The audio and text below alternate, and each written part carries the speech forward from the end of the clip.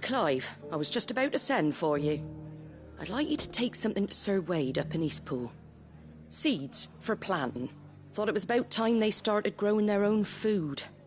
I'll keep providing them with whatever they need in the meantime, of course. But if Eastpool's going to survive, it's got to be able to fend for itself. As have those poor bearers.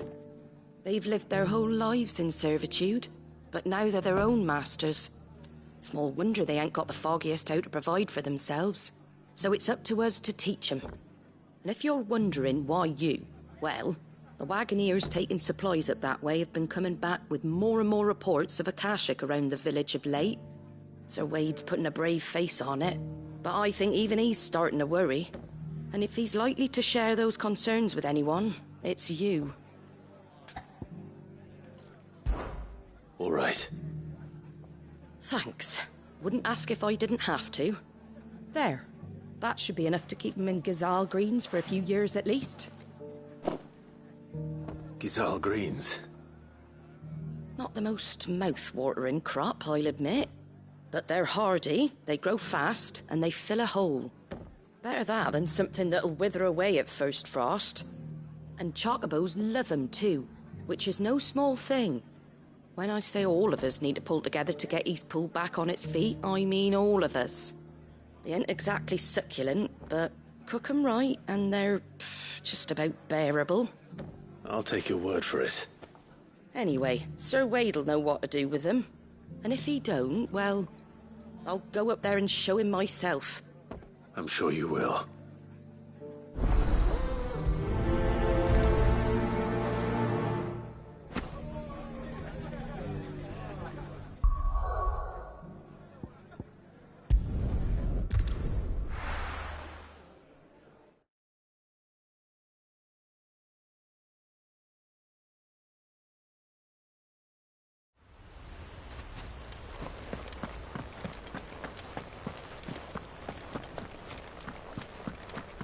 I heard the Guardian saying we're supposed to grow our...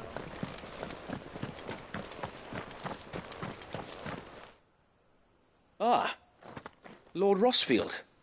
What brings you to Eastpool? A delivery from Martha.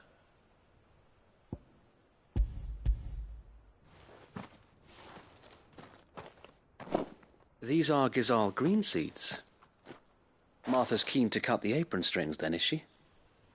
I jest, of course. You see, I had thought we might be able to revive the old wheat fields, but they'd long since gone to seed, only without the seeds. Martha was hoping he might be able to show the bearers how to plant and tend these, so that they'll be able to fend for themselves. That's not a bad idea. These bearers had only recently escaped their bonds before we brought them here. They know little of freedom, of providing for themselves and their loved ones. Unless we teach them how to live like free men, I fear that all we have achieved in bringing them here is to exchange one master for another. Not that myself and the Guardians have been the best example to them so far, subsisting almost entirely on Martha's charity as we do. It's about time we all started to provide for ourselves, bearers and Guardians alike. Unfortunately, we've been a little too busy of late to focus on much besides bolstering our defenses. There have been alarming reports of... The Horde is closing in. They're coming, Sir Wade, all of them. Damn it all, I thought we'd have more time.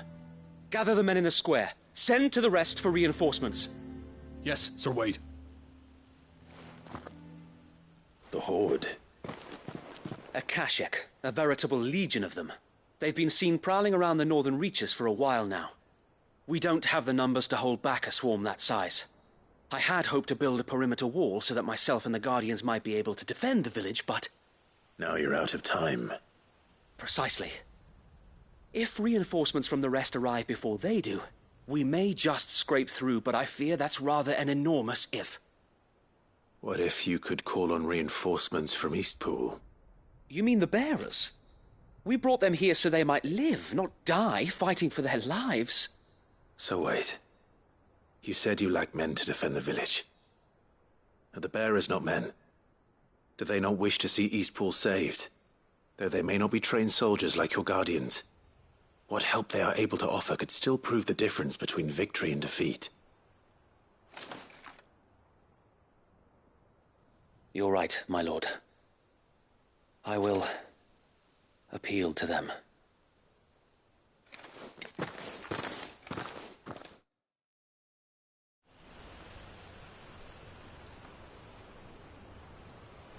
My friends, I humbly beg your aid. We Guardians are few and our enemies many. But I swear we can defeat them with you at our side. You would send us to the slaughter, to serve as bait for those fiends so that you and your men might be spared.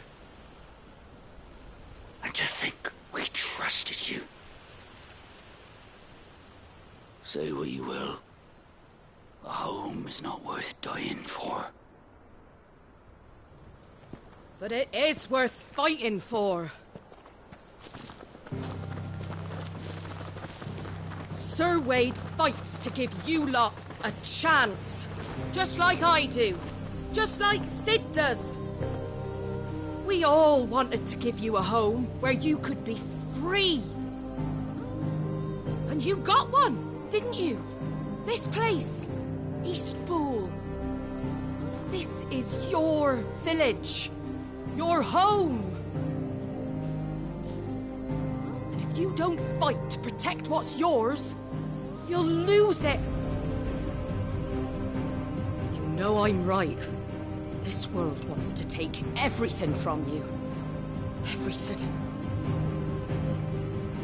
Your homes, your freedom, your very lives. So then, are you going to stand by and let that happen to you? Are you going to accept fate like good little Bran did and die, having never stood up for yourselves? Or will you fight like free men and women?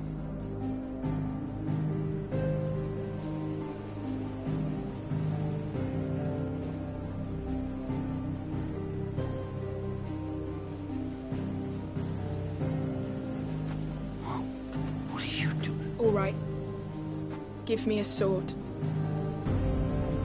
I never dreamt I'd have a home of my own. And now that I have, I don't want to lose it. I will protect what's mine, or die trying. We all will. Free men and women, fighting together.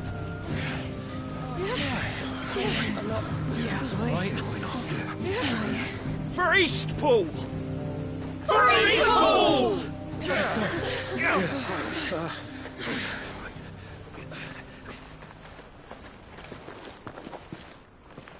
Thank you, Martha. Don't mention it. Just promise me one thing. That you'll show them how freeborn fight. Gladly.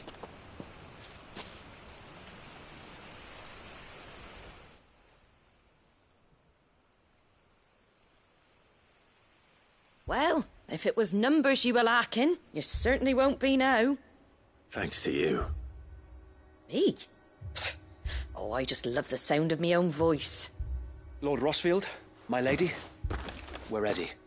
So what's the plan of action? We'll divide our forces into several small detachments, each made up of guardians, bearers, and guards from the rest. These will position themselves at strategic points around the village. Upon engaging with the Akashic, each detachment will keep the creatures occupied as best they can, steadily retreating all the while. You're going to lure them into the village? I am. We will have neither the time nor the resources to treat the wounded, so injuries must be avoided at all costs. Instead, we will focus purely on defense at first. By coordinating our withdrawal through the use of messengers drawn from among the bearers, we will aim to have the swarm converge at a point of our choosing. With luck, that point will be the village square, the perfect place for our most able warriors to surround them and fall upon them, and for you and I to finish them off. A sound plan, but one that'll require a leader with a cool head and strong nerves to coordinate the retreat. I'd say you have both in abundance, Sir Wade. But you'll be needed. Please, leave the last of the fighting to me. Ha! And let you have all the glory? Sir Wade! They're here! Then you know what you must do. We work together. Everyone playing their part. Each shielding the other that no man might fall. That Eastpool might live on. For Rosaria. For Rosaria! We've no time to argue, my lord. I'll do as you ask. And I will do as you ask. Suppose we'd better do our bit too then, eh? Right you are, Martha.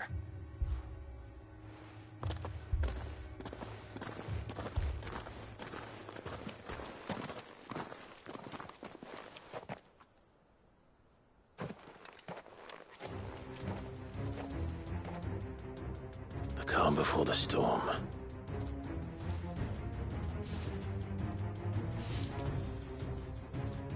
And here it comes. Can't let Eastpool fall. And we won't.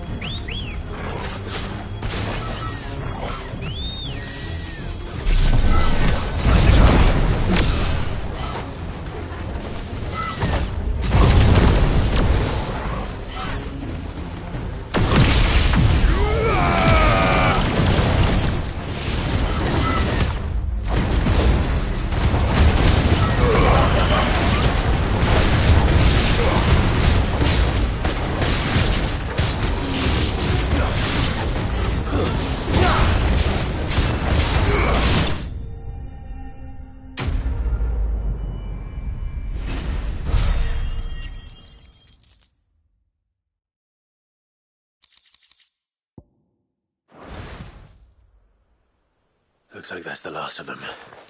Lord Rossfield! Change of plan! What is it?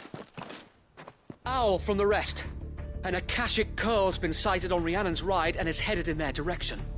Well, the better half of her guard is here. So wait, how many Akashic remain in Eastpool? Hard to say. My men are still facing some resistance, but I think the worst is behind us. I could order a detachment or two to fall back and... No. Let them finish the job. You stay here too, Sir Wade. Your men need you. I'll go after the Curl. Join me only when Eastpool is won. If you're sure, my lord.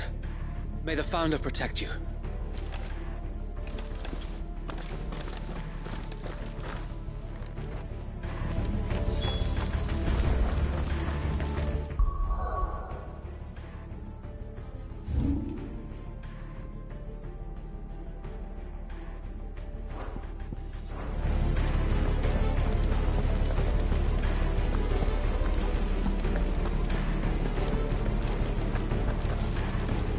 next one's mine. Come to tell me an Akashic Curl's heading towards the rest? Get yourself down there. We can handle things here. Stay with me. We fight as one. The Curl was sighted on Rhiannon's ride back to...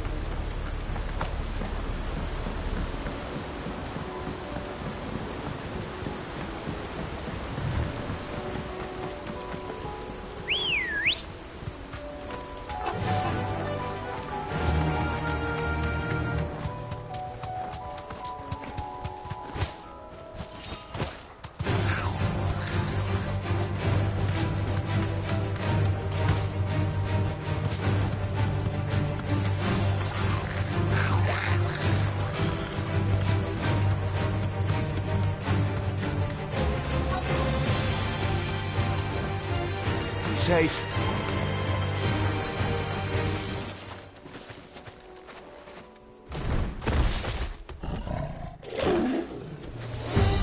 There it is.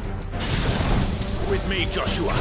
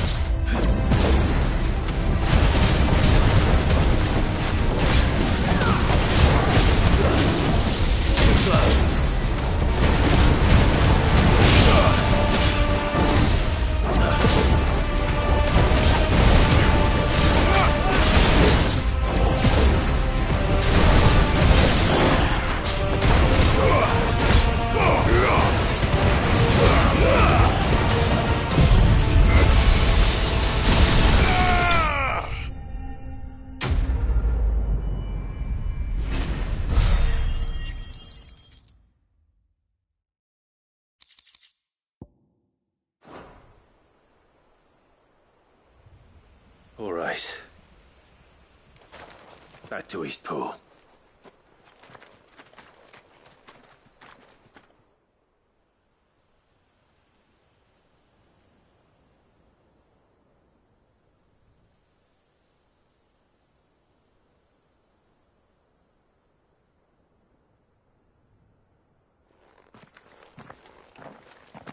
Lord Rossfield, the Curl, is it? It's dead. Thank the Founder for that. And for you, my lord. We were able to eradicate the rest of the Horde. I have guardians posted around the village to keep watch for further attacks, but all seems quiet for now. I hesitate to say it, but I think it might be over. I think it might.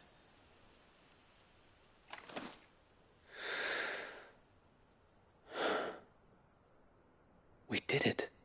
We saved Eastpool. Thank you, my friends. Thank you. No, Sir Wade. It's us who should be thanking you. You brought us together. Showed us what it means to fight for what you hold dear. We never had nothing to call our own before. We didn't know what it meant to protect it, but now we do. We really do. Forgive us, Sir Wade. You and your people saved us, and still we doubted you. But there's no doubt in my mind anymore. We're free men now, so we have to start acting like it. We have to fight to protect what's ours, to protect Eastpool. And we shall. We all shall. Together. This is our home. And if anyone or anything tries to take it away, they'll have us to answer to. Come on then. Let's get to work. This village isn't gonna rebuild itself.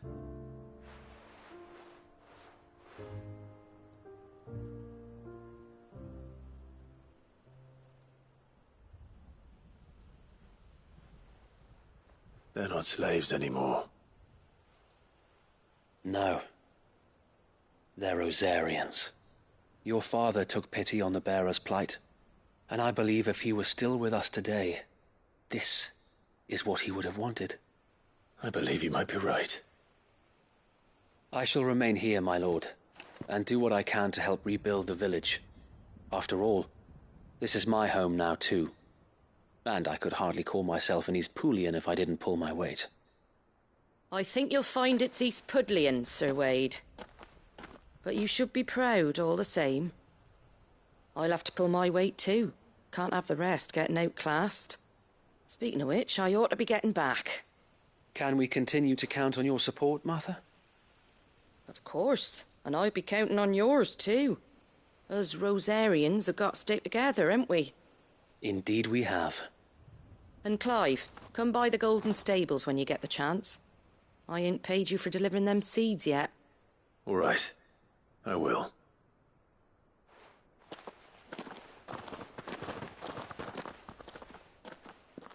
Lord Rossfield, do you remember our very first mission together? Clearing the goblins from the Stillwind Marshes? How could I forget?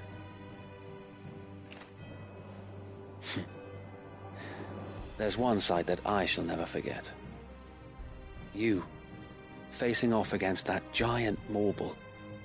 Not a trace of fear on your face. Since that day, there have been more than a few times when I felt like giving up. When the odds seemed so stacked in the enemy's favor, I thought I may as well just lay down my sword and surrender. But every time, I would think back to the look in your eyes that day and remember what it means to be a shield. Know that whatever trials Eastpool may face, I shall never lose courage. Thanks to you. So Wade, you have always been a true shield. I know that Eastpool, and indeed all of Rosaria, will be safe in your hands.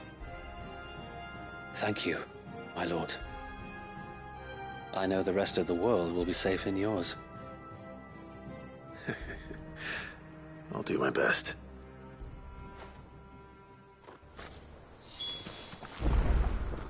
Thank you again for all you have done for me and mine, my lord. You may rest assured that Eastpool will be safe in my hands. Thanks to you.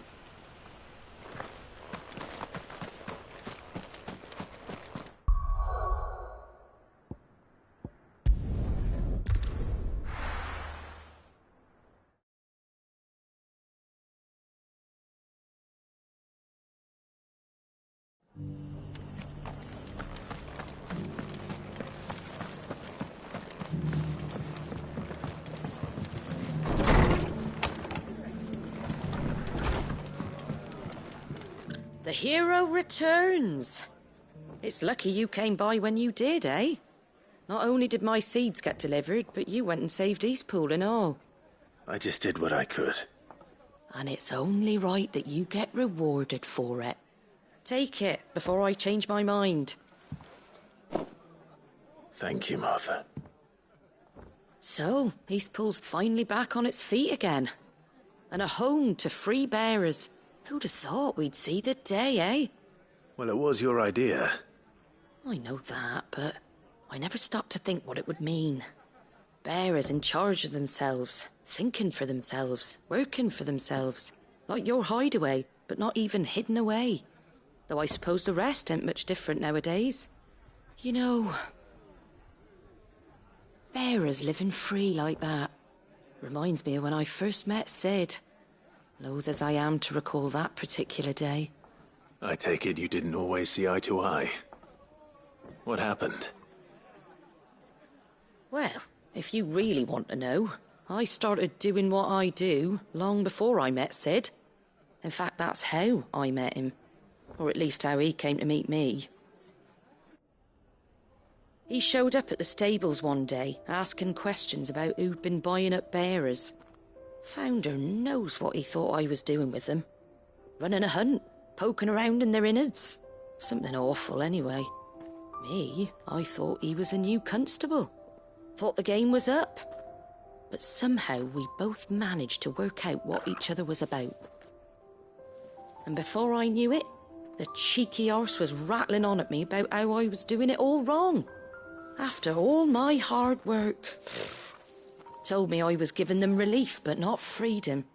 That my bearers were still dying as slaves. Got right under my skin, it did. Told him if he didn't like it, he could bugger off and report me to the garrison. And do you know what he did? He smiled. And then he laughed. And then I did the same. We made a pact that day, that whenever one of us was in need, the other would always be there for him. And you were? Well, we both wanted the same thing. To make life better for bearers. Just like your dad. Do you know I was born right around the time Elwyn became Archduke? Growing up, I saw how he tried to change things. He certainly didn't lack for ambition, that one. Indeed. But the loftier one's ambitions, the harder they are to achieve. Which is why those of us who follow in their footsteps need to finish what people like Sid and my father started. Suppose you're right, aye. And if we don't manage it, there's always them who come after us. Good thing we've got a few half-decent sorts waiting in the wings, eh? It's almost enough to give you a little bit of hope. Just a little. Anyway, enough nattering. Better get back to work. Let's see about making everyone some dinner, shall we? The least the folks who saved Eastpool deserve is a hot meal. And you and me ain't gonna save the world on an empty stomach neither. That sounds like a wonderful idea.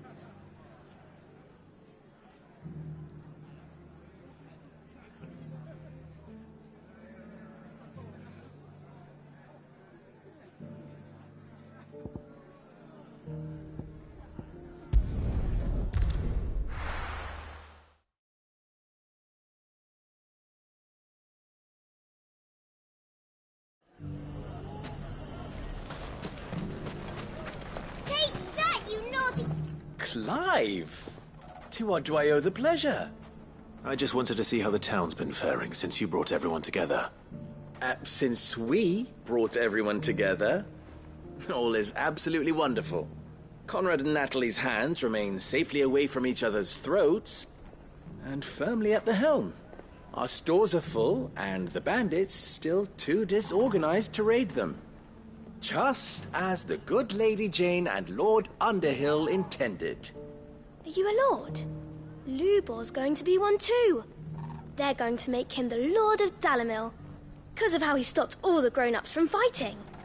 It's the mayor of Dalamil, dear child, and the vote hasn't taken place just yet. But if the people wish me to lead them, I shall. And my first act will be to build a school so that menaces like you two learn not to interrupt your elders. Speaking of menaces, there may be a rather worrying one just over the horizon. May there indeed. I'm afraid the example Conrad and Natalie set in putting aside their differences and presenting a united front might have caught the bandits' attention. And they might have elected to take a similar approach. They have formed what one could call a League of Outlaws, and they grow more organized by the day. But we'll fight them all off just like last time, no matter how many of them there are. Won't we, Lubor? Of course we will. If we continue to work together, we can overcome any challenge we choose to face. The longer we avoid facing this one, the more difficult it will be, until the only way to overcome it might be to run for the hills. Our best hope is to nip these efforts at organization in the bud, by finding those ne'er-do-wells who have yet to join the cause, and ensuring that they never do. Perhaps a certain Lord Underhill might be willing to lend us his aid once more? How could I refuse? Thank you, my lord. Victor will fill you in on the particulars. I have him stationed by the Desert Gate, receiving and collating reports from my scouts. Such an amenable soul. He reminds me of you. I'll go and speak with him.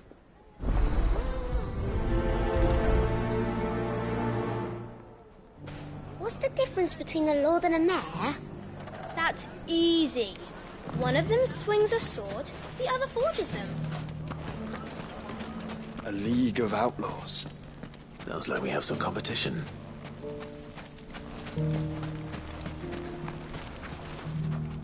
Still in Dalamil, Victor? Ah, Sid. I thought you'd have returned to Cosnis by now. I did. Then I came back. I've developed something of a fondness for the place. And having worked so hard to see it saved from one fate, it would seem remiss to abandon it to another. A sentiment Master Lubor certainly isn't shy about exploiting. Hence my doing his bidding yet again. You're not the only one. What does he want you to do? He asked for my aid in putting down the bandits. And he said that you might be able to help me find them. Then you've come at just the right time. I was on my way to speak with Conrad about how to organize our forces. There are more camps in the vicinity than we can safely strike at once. But we must strike together, and we must strike soon at as many camps as we can. We can't give this league of theirs time to rally its forces. All right. Which camp shall I take? There's one upriver. Just out there, across the dunes. Leave it with me.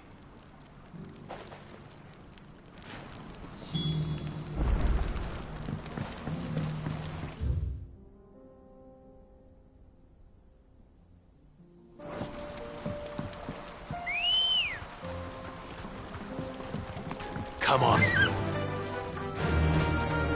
Those ne'er-do-wells. Quiet.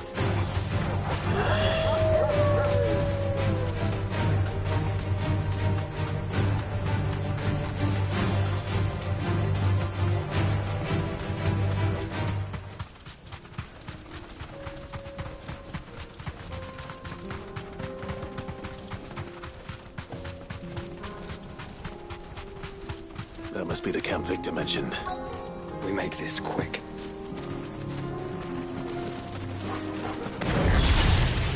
That's him! The one who killed Locke and Fingers! Take his head off!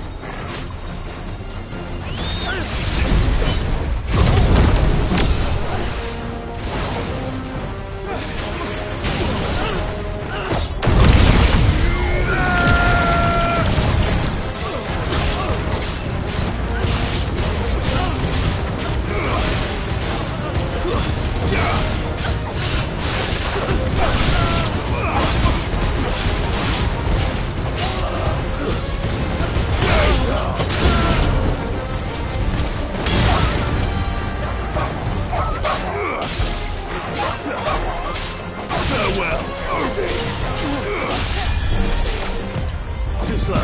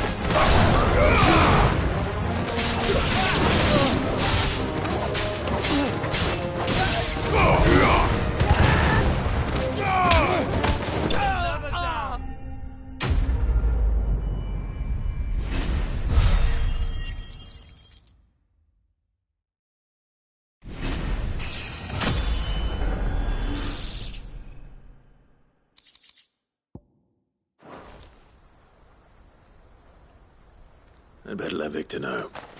Sid, where are you?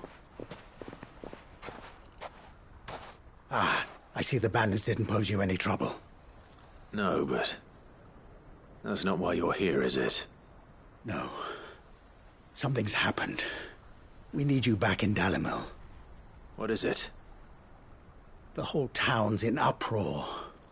They're saying that Lubor is a bearer. What? Seems that one of our parties wasn't as thorough as they should have been. They let one of the bandits escape, and his escape route took him right through Dalimil. Some of the children spotted him, and he was about to silence them. And when Lubor felled him with a bolt of magic, and without a crystal. But that's not possible. It is, if he's a bearer and has been hiding it all these years, which is what people are saying. If he has, well, I wouldn't blame him. No man is branded by choice.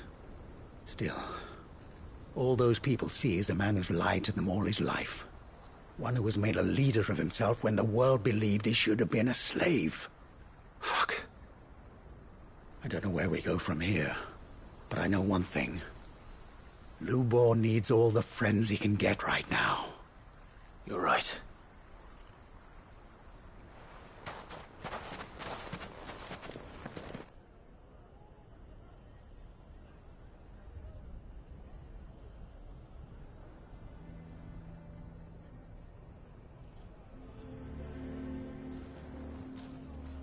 And now everyone knows.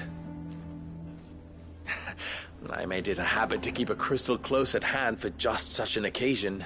And when that occasion arose, I forgot to reach for it. Well, it was bound to come out sooner or later. We're sorry, Lubor. We tried to keep running, but we just couldn't anymore. There's nothing to be sorry for. I rather enjoyed playing the hero for once. All that matters to me is that you two are safe. Look at him talking to his betters like it's nothing. All lies, I'll wager. Just like the ones he fed us all these years. Once people make up their minds, it's hard to change them.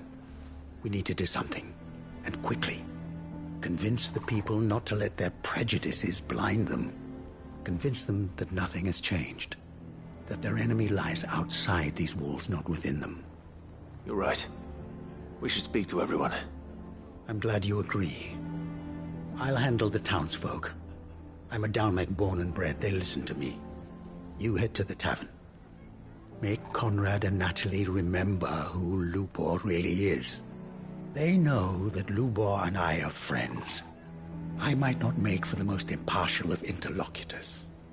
Lord Underhill of Randalar's League of Merchants, however, is a trusted and impartial mediator of note. I'll do what I can.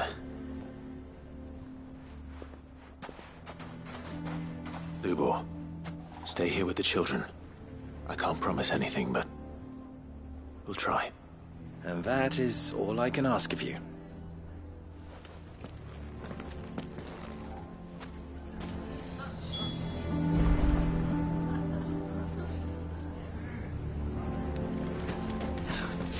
Why are you taking the bearers? Why do they always have to make such a... He knew all along that he was... Forgive me for disturbing you, but... could I have a moment of your time? I've seen your face before. As have I. Lord Underhill, wasn't it? Of the League of Merchants. That's right. I wanted to speak to you about Lubor. The rumors that he's a bearer. All true, I'm afraid. He'll never be mayor now. Not if I have anything to do with it. But what of his wares? Bearer or no, his steel is highly valued throughout the Republic. In this, at least, he's done the town a service. Might that not earn him a little leniency? Leniency? He pretended to be one of us when he was laughing behind our backs all the while. I'm sorry, my lord, but he lied to us. He lied to you. He cannot be trusted. So what do you propose? Will you drive him from his home? Close his forge? Perhaps. That is a question for the people of Dalimil, and they will thank you not to get involved.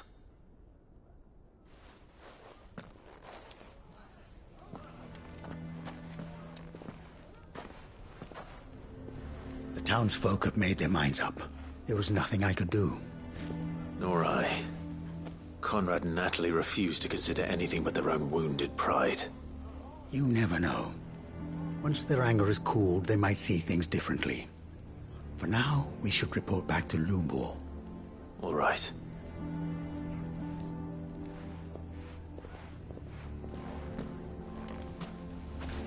Why do they always have to make such a... Why the hell would Victor take the bearer's side? For a sherry? I assume the situation is hopeless? There's still hope. But...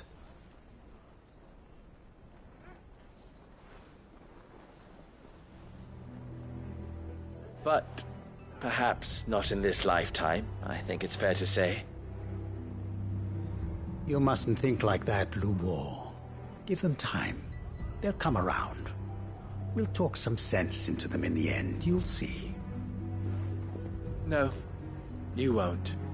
And your efforts would be better spent elsewhere. But Lubor... Rosina would often tell me that steel does not lie, that a blade is a reflection of the smith who forged it. To yourself be true, that was her point. Rather an ironic one when you consider that her life was taken with a blade of her own making. But I do not doubt that she was always true to herself and what she believed in, right to the end. And so must I be. I must do what I know to be right, no matter what others might think of me. And now, I know what that is. I must embrace my new role of villain so that the people of Dalimil have something to unite against. For only united can they hope to stand against the threat that awaits them. I'll need to make a suitably dramatic exit, of course. Don't go, Lubor. You're the only one who was ever kind to us. We'll be all alone. Again. Trust me, little ones. It is for the best that I go. Not only for the town, but for you, too. How could it possibly be for the best? These children need you. The least you can do is give the townspeople a chance to change their minds. I would not take it, Victor. It's over. Over, you say? And so just like that, you're going to throw this town and these children to the wolves? I thought you were better than this. But it seems you had me fooled as well. Victor. Forget it. Do what you will. You sure you're making the right choice, Lubor? Of those available to me, I believe it's the best one. Yes. Ah, but where are my manners? Here. A reward for clearing out that bandit camp. Right then. I have packing to do. If there's anything I can do. Anything. I'll bear it in mind. Thank you.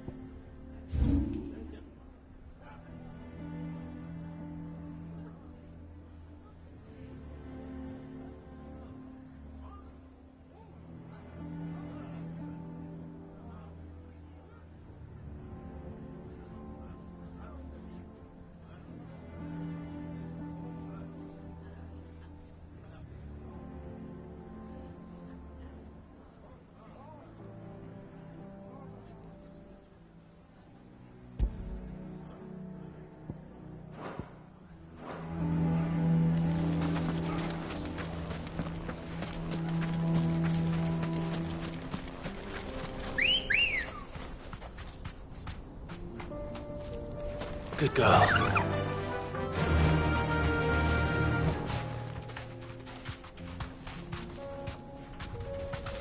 How the hell did that buzz?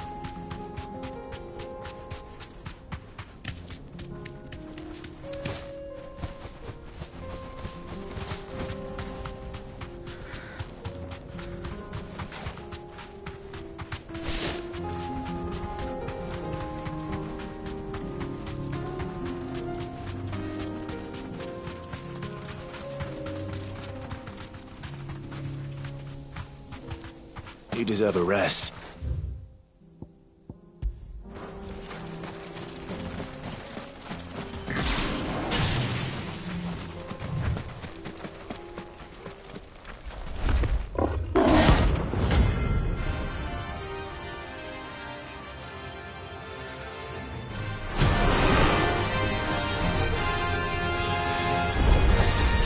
We're not going to outrun this one.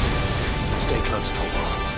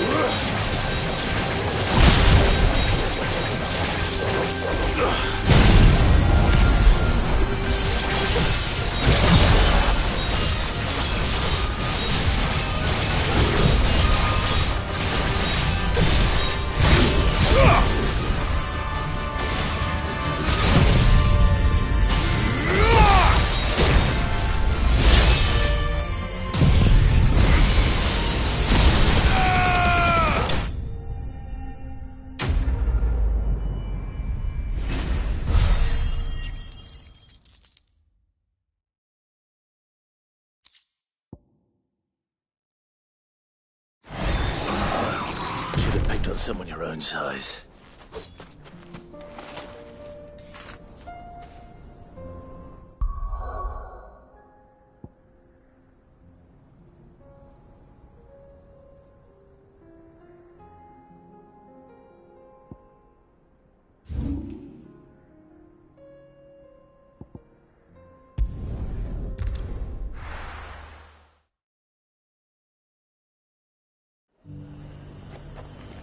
The High Cardinal. The Dominion's all but done for.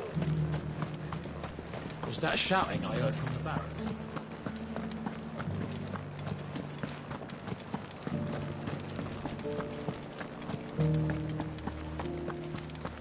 And you're just gonna fall in tonight? I don't trust this Duke. Oh, Clive. What am I to do? My wards and I may soon be without a home. What's happened?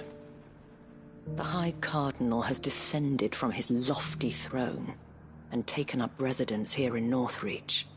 The High Cardinal? Leader of the Council of Elders, second only to his Radiance at the head of the Imperial government. Not that any of those things still exist. Now he goes by his noble title, the Duke of Oriflamme. And what does he want with Northreach?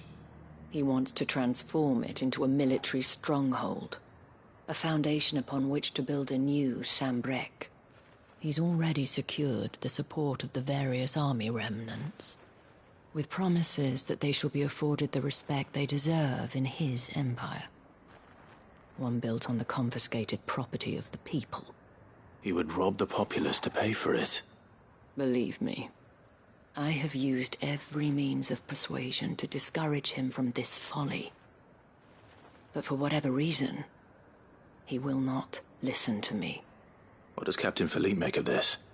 When the town was under attack, it was him the soldiers rallied around. Couldn't he use that influence again? How? By speaking out against one of the most powerful men in Sambrec. A man whose stated aim is to revive the empire Philippe's comrades swore to serve, and to improve the soldiers' lot within it. The captain can offer them a regular supply of gruel, and an occasional trip to the Vale to help them forget the terrors they face each day. The Duke offers them a vision of strength and safety. No. Any attempt to incite mutiny would cost Philippe the support of his men, if it did not cost him his life. But given the mood around town, mutiny may yet be unavoidable. The people have little appetite for further deprivation, least of all when it serves only to elevate others. And who could blame them? Clive, would you appeal to the Duke on my behalf? For your services to Northreach, you have the respect of the soldiers, and they will take you to His Eminence if you ask them. And unlike Philippe, no bonds of loyalty prevent you from speaking your mind to the man. Well, will you try? You could hardly fare any worse than I did.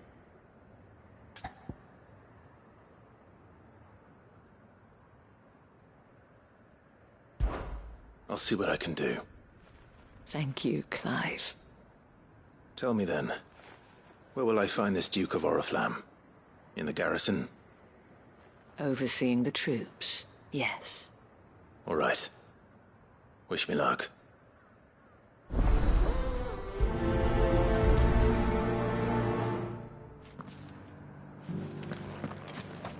Might this Duke have been at the remembrance ceremony?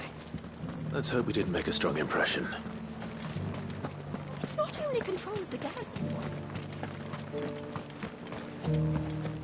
We already have a leader in the team.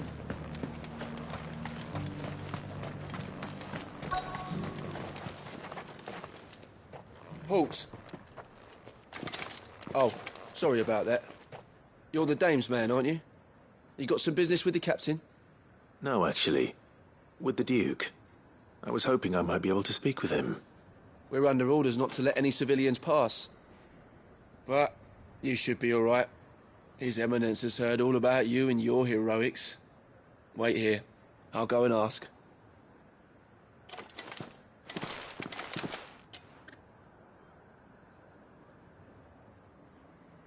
So, you are the sellsword who lent his aid to the garrison. The Empire owes you a debt, and I shall see it repaid. But tell me, is it wealth that you seek, or favor? Neither, Your Eminence. I thought only to inquire about your plan to turn Northreach into a stronghold. Ah, I see. You are worried the expanded garrison will render your services redundant. Yet you needn't be. A proud fighting man like yourself shall always have a place here. Pride of place, in fact. For too long has the contribution of the noble soldier been under-reckoned. But no more. For it is they who shall see the Holy Empire rebuilt, beginning right here in Northreach. Why here, Your Eminence? The town has been fortunate enough to escape largely unscathed from the recent troubles. Her defenses are sound, and her garrison well prepared. Which is more than can be said for Oriflamme or Twinside. The Empire wants for a capital, and I believe Northreach to be the perfect place. With Caer Norvent as her citadel. Once we have seen to the refortification of both the town and the castle, we need only build a wall around both to create a city that would be the envy of the twins. Plans are already underway for the construction. Soon enough, these thralls shall learn that they are no match for the might of Sanbreque. I fear you underestimate how dangerous these creatures are, Your Eminence. Should they return in force, you will need all the people of Northreach to come together in defense of the town. Something they may be loath to do if they've been deprived of their worldly goods. The people will do as their leaders command. If Sanbreque is to be rebuilt, she will require a functioning government. One whose authority is beyond question. That is why this levy is necessary. So that any man who wishes to join the army might do so and be fed, outfitted, and paid as befits a defender of the Empire. And yet there are those who persist in peddling the treasonous lie that I seek to steal from the people and drive them from their homes. I suspect they're afraid of losing what little they have left. Precisely. The common folk have little and less, and you mean to deprive them of even that. You would sow the seeds of your new empire in your own salted earth. Sabine, we have discussed this. Yes, and I told you then how putting the empire before her citizens would lead only to revolt. Without an empire, there are no citizens. And in yours, there will be only beggars. Is that what Griga wills for her people? Do not take her name in vain, Sabine. I'll come back later. A citizens' revolt. I wonder what the people really think of the Duke's plan. It wouldn't hurt to ask them, I suppose. Let's begin with those on the other side of the wall. One at a time now.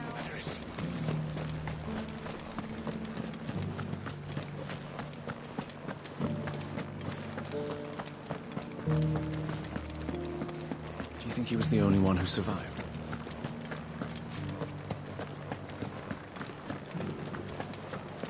Was that shouting I heard from the barracks? Could be troubling. All right there. What is it you're after, sir? Just your opinion, actually. I wondered what you thought of the Duke of Oriflamme. Oh, him. Not much. None of us traders do. It's thanks to nobles like him that we had to set up shop this side of the wall in the first place. Couldn't have the rabble getting any closer to the holy capital, could they?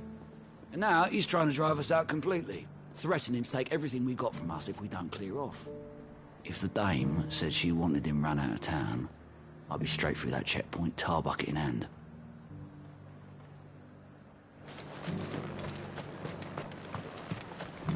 Dominion's all but done for. Welcome, welcome. I do like a customer who knows what he wants. And a fine, fine day to you. I'll be here if you need me. I've been hearing a lot of talk about a certain Duke. Nothing good, I'll wager. Going around acting like he owns the place. And with hardly a word to the dame. This is her town, not his. I take it you'd rather she was in charge. As far as I'm concerned, she still is. Just need his eminence to sod off back to Oriflamme.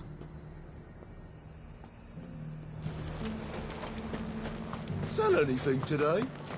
As much as... The garrison salvaged what they could. A question, if you don't mind. What do you think of the Duke of Oriflamme? Don't get me started. You build a life for yourself somewhere, earning for some noble to turn up and tell you you've got to hand it all over to him. If he thinks his name and his chains give him the right to empty our purses, he's in for a rude awakening. We'll do whatever it takes to keep what's ours. Whatever it takes. Well, the people seem united enough. What about the soldiers? And to think.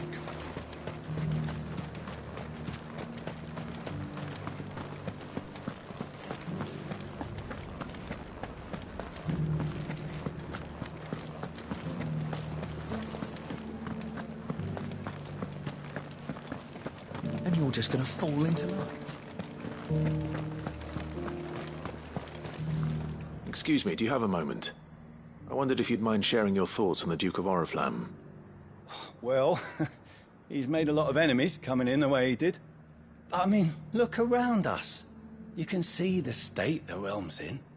The traders might not like having the screws put on them, but if they volunteered a few more of their hard-earned gil before things got bad, maybe they wouldn't have to. I think the Duke's got a point when he says rebuilding the Empire's the best way of making sure we're all protected. And if that means people who don't know one end of a sword from another have to make way for those who do, well, that's just how it goes. It's not only control of the garrison he wants. We already have a leader in the Dame. One at a time now. Is enough for it? You're the one who was talking to His Eminence.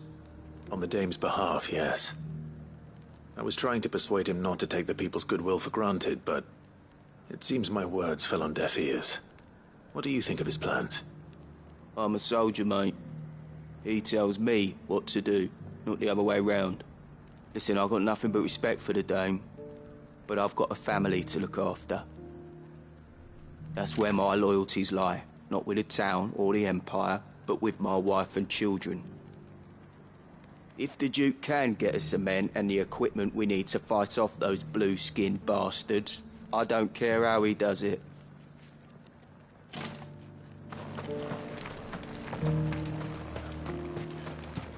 Sabine, you are embarrassing me. I hear the Duke of Oriflamme plans to turn this town into some sort of fortress. Do you think that's a good idea? It's not for me to say. All I know is that unless the Emperor orders me otherwise, His Eminence's word is law. Look, no one likes all these taxes and tariffs, but empires don't come for free. Once Sanbreque is back on her feet, we'll all reap the benefits. Let's see what Philippe makes of all this.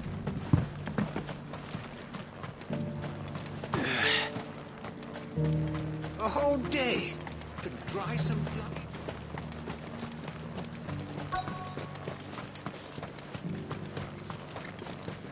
Welcome back. Wraiths give you any trouble? None worth mentioning. Captain, do you have a moment? For you? Certainly. Clive, wasn't it? Thank you for last time. How can I help you? I wanted to ask you about the Duke of Oriflamme. Do you intend to go along with his plan? But to tell you the truth, I'm in two minds. It's my sworn duty as a captain of the Imperial Army to obey his orders. But I can't say I agree with him. Philippe, I remember you saying that you became a soldier to protect the people you loved. The Dame included. That's right, I did. Well, she doesn't agree with the Duke's orders either. She thinks they could tear Northreach apart.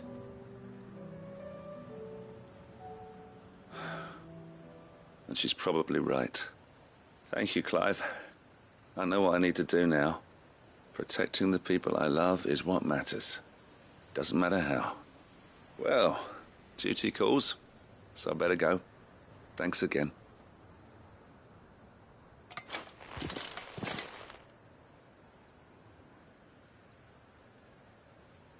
It seems Philippe wants to do the right thing at least. I expect Isabel will be pleased to hear that, if nothing else.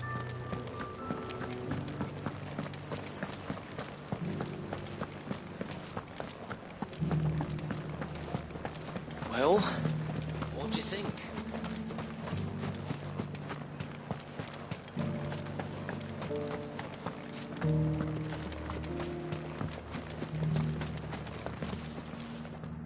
Ah, Clive. How did you fare? Were you able to speak with the Duke? I was, but...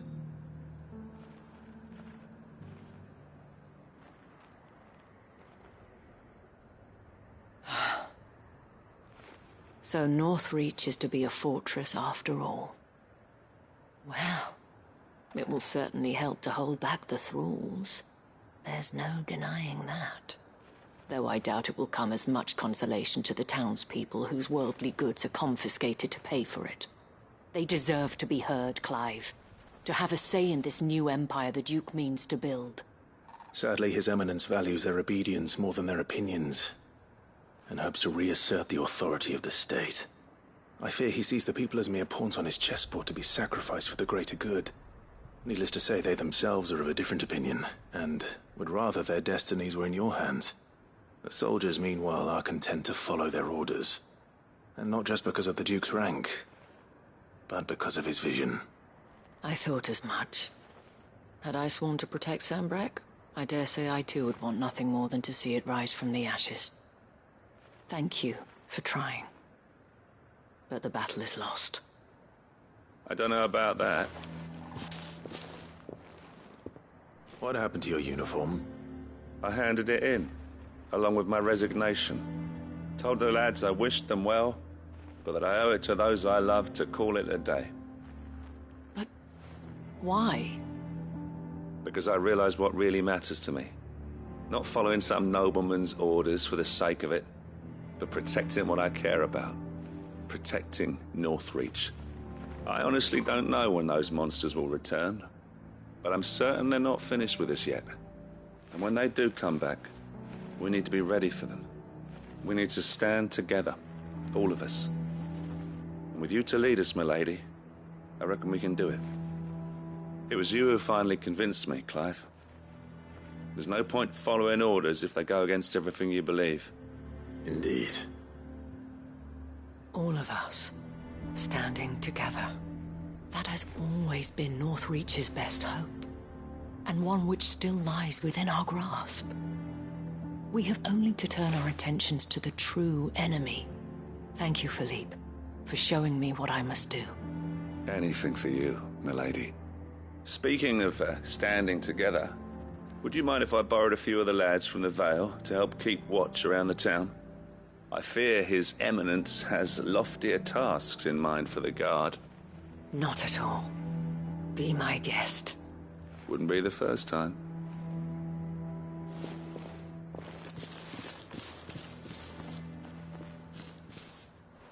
There may be hope for Northreach yet.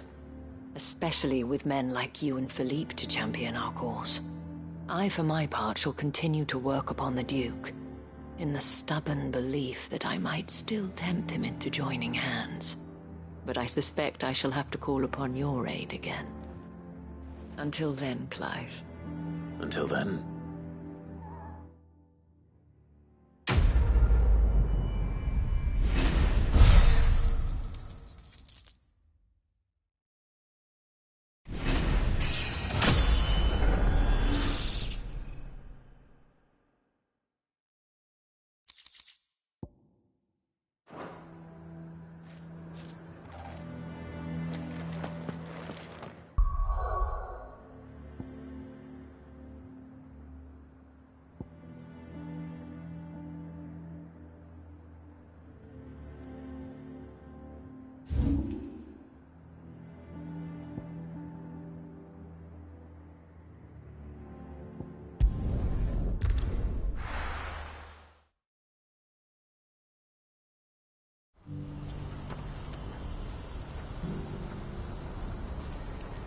What's happened?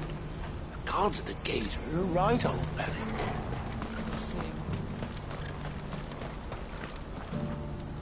Ah, Clive. You'll be pleased to know that the negotiations are progressing well. That is good news. Yes. Our comrade in Randala has just sent word that the contract should be signed very soon. But I still have much and more to prepare. It's a huge undertaking moving this many bearers at once. You couldn't do me a quick favor, could you? What is it this time? More wild beasts? Nothing like that. I just need you to go over to the caravans and ask El how long we have until the bearers arrive.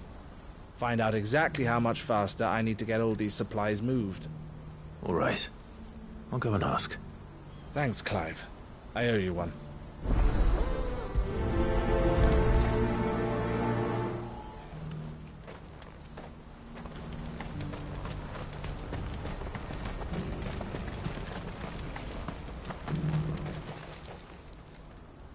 Don't blame yourself, El. This is their fault, not yours. I know, but... No buts about it, all right?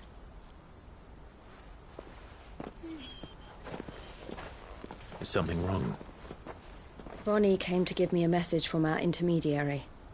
The talks with the Republican Army have fallen through. They've reached an agreement with the Silver Peak Consortium instead. Though prices have fallen of late, we deliberately offered above the going rate to try and deter other bidders.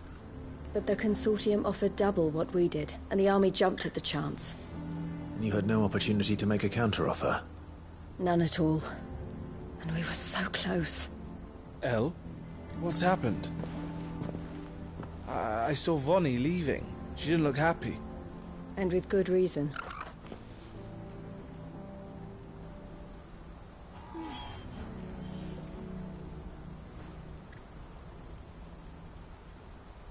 But I thought we were the only ones the Fist were speaking to about the bearers.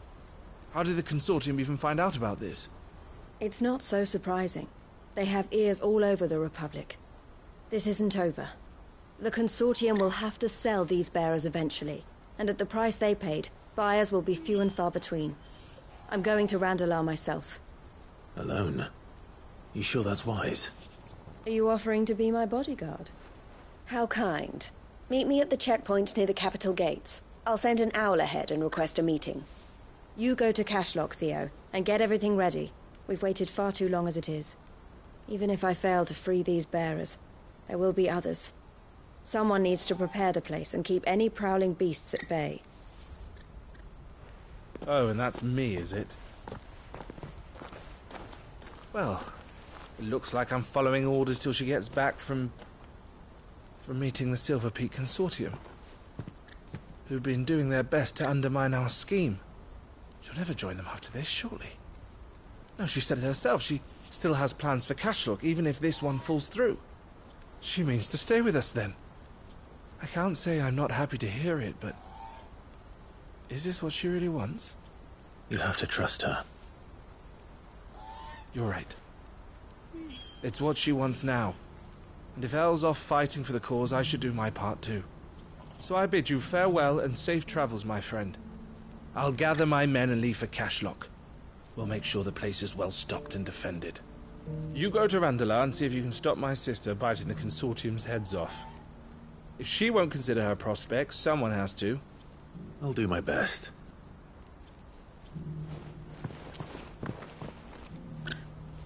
All right. To Randalar, then. And better not keep Eloise waiting.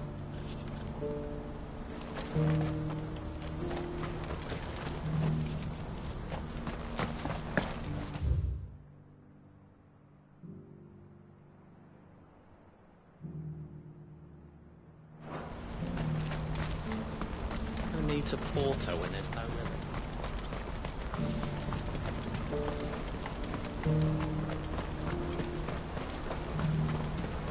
What I wouldn't give for a home. Looks like this is the end of the road for us.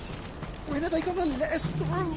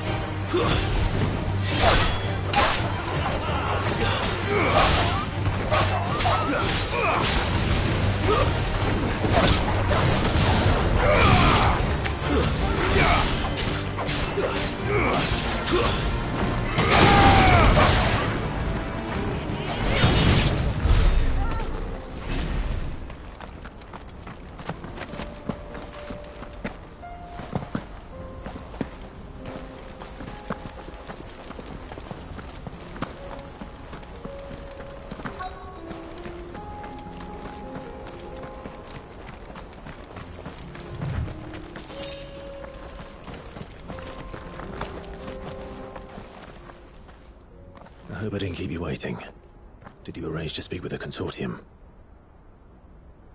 Here they are now. You wish to consult with me?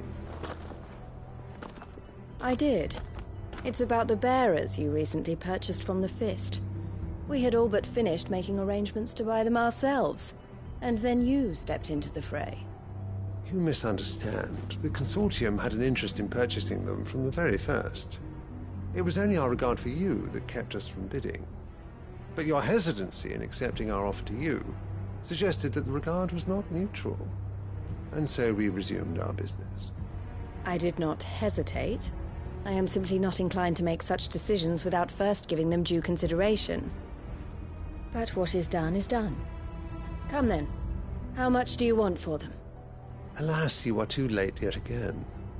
We rarely take on such unconventional merchandise without a purchaser in mind. The bearers belong to him now. Who is your buyer? A trader from across the water. A most demanding fellow, if it's any consolation. He insisted the bearers be fed, dressed, even given their own bunks for the voyage over. That's what you get when you deal with continental types. I wouldn't know. Oh yes, the culture on the continent is quite different to ours. They pay good money for bearers not fit for the knacker's yard, and treat them like kings. But as long as they pay... That does sound unusual. No matter then. If they've already left our shores, there's little that can be done. Allow me to withdraw my interest. And with it, my interest in joining your organization. My associates will be sorry to hear that.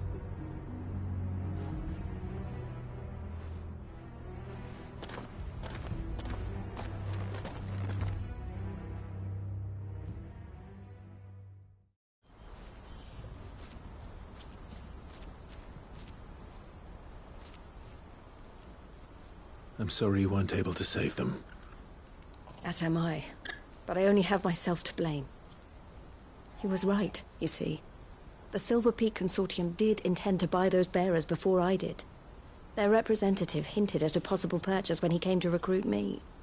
I feigned interest in joining them in the hope he might be encouraged to tell me more, and he did just that. As soon as he left, I sent my own offer to Randalar. So you never... No. I entertained the Consortium's proposal solely so I could learn more about those bearers. But I was a fool to think they wouldn't find out. I knew exactly who I was dealing with. You tried. I did. And if what he said was true, the bearers are to be well treated. Which is something, at least. But they deserved more. I wanted so badly to see them freed. Eloise! Eloise! Word from Cashlock. The village is under attack. A pack of beasts have come down from the mountains, and there's a dragon at its head. Theo and the others are trying to hold them off as best they can, but the odds are against them. They need help, and fast. Theo! I'll go on ahead. Thank you, Clive. I'll gather some men and join you there. Just... make sure he's safe.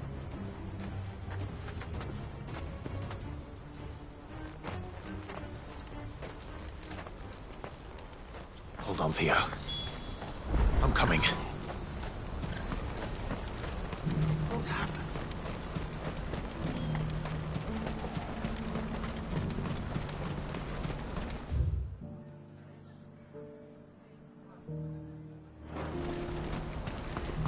What I wouldn't give for a home. Looks like this is the end of the road. When are they gonna let us through?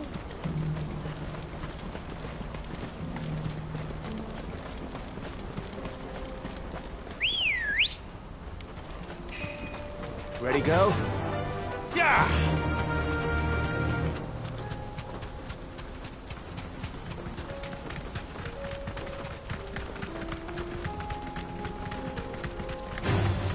Time to fight.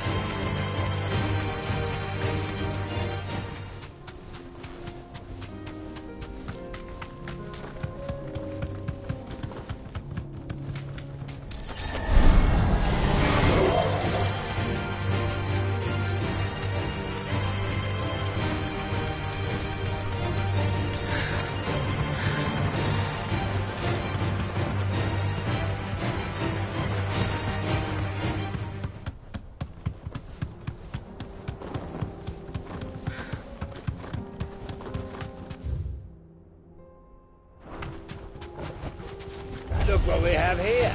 All right, then. Let's get this over with. Let's get carved. Too slow.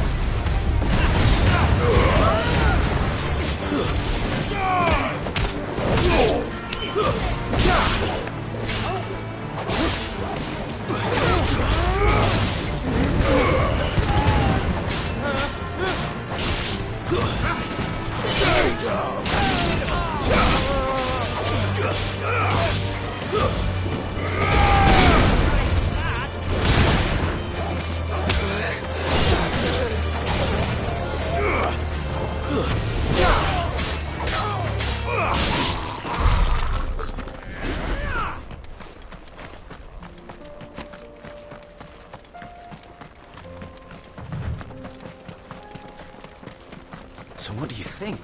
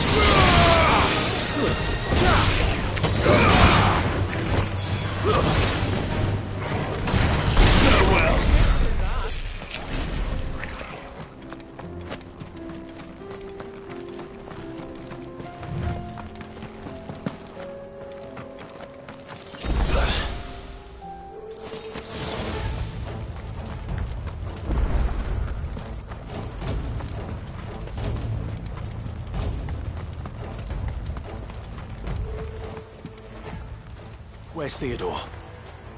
Upriver! He led the dragon that way to keep it from the village, but the whole area's flooded with ether. We just have to pray he makes it out in one piece. I can do better than that. Torgal, with me.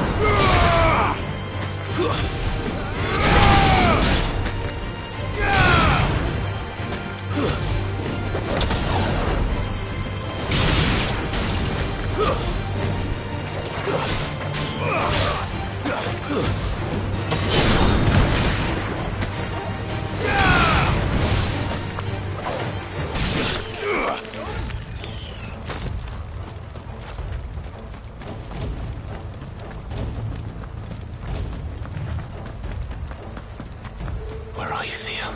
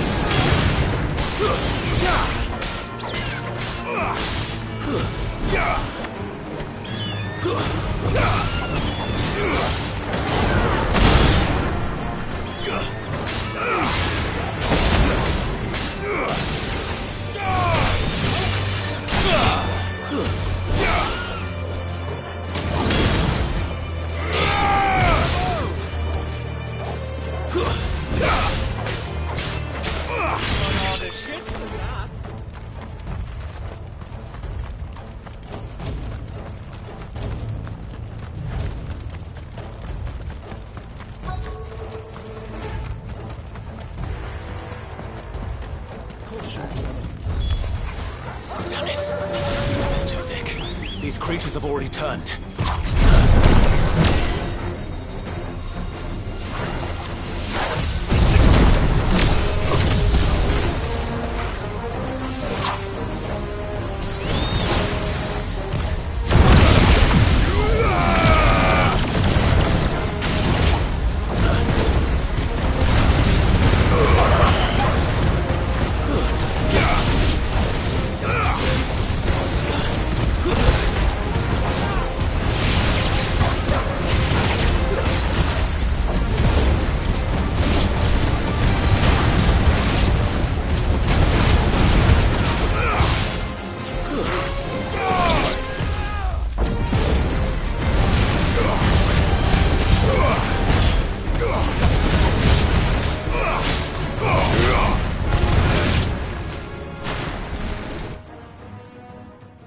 I can't waste any more time. I need to find Theodore before that dragon does.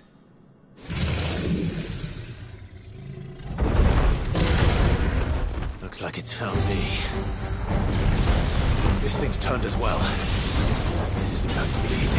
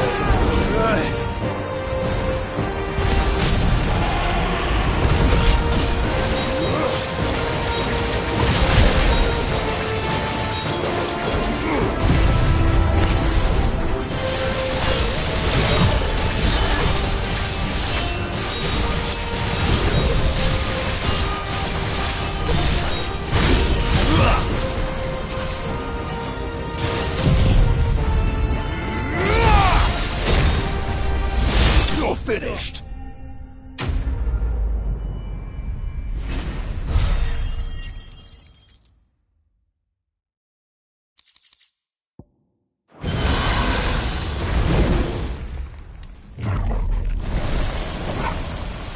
Clive? Theodore, you had me worried for...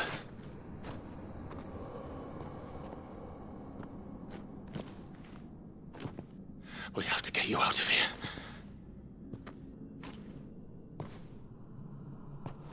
I think it might be a little too late for that.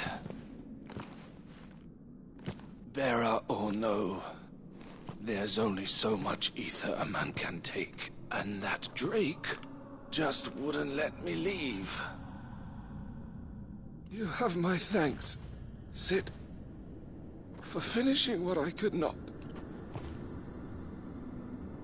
For keeping Elle's dream. Theodore!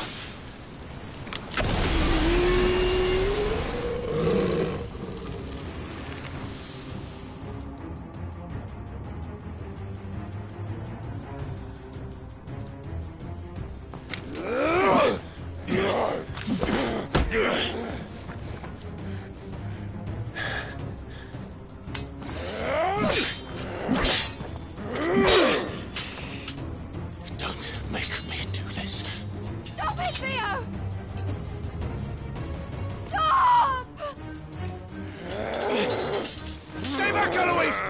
back's turned. And so will you.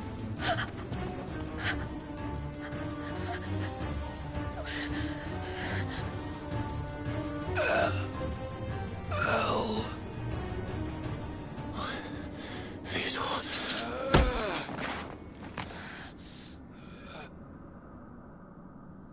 Take care of my sister. Theodore, wait. Goodbye, El.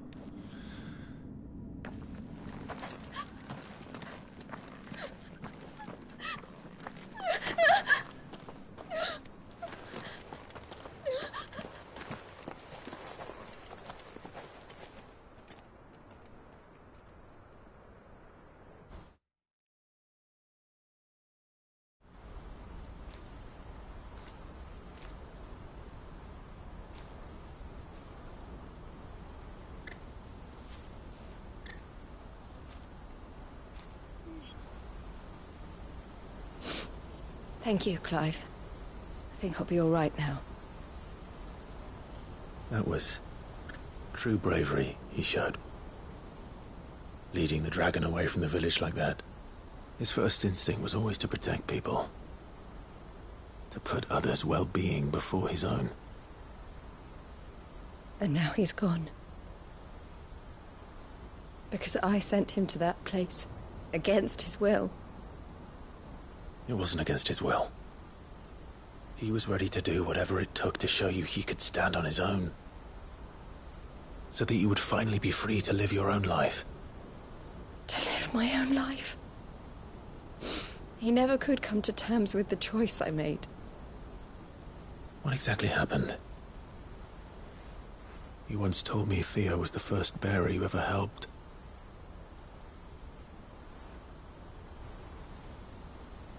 We grew up in Canva. We were born to one of the great trading houses. And I was chosen to inherit the family business. I had my father's head for figures, you see. Theo did not. While I studied the art of commerce, he played at soldiers instead. A late bloomer, in more ways than one. For unlike most bearers, it wasn't until his 15th summer that his powers awakened. My parents tried to drive him out of the house and into the care of the constables. But before they could, I took him into mine. Theo told me something else. He clearly admired your devotion to the cause of freeing others like him from slavery. But he said you deserved a better life than this. He wanted to free you from what he called your bonds, just as you freed him from his. I would be lying if I said I had not wondered from time to time how much easier my life might have been if I had allowed Theo to be taken and devoted myself to the family business instead.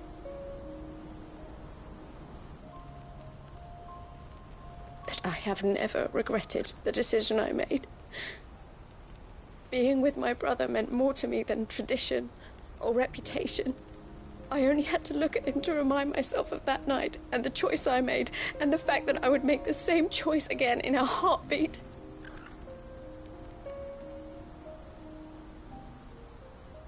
He was never a burden. How could he even think that?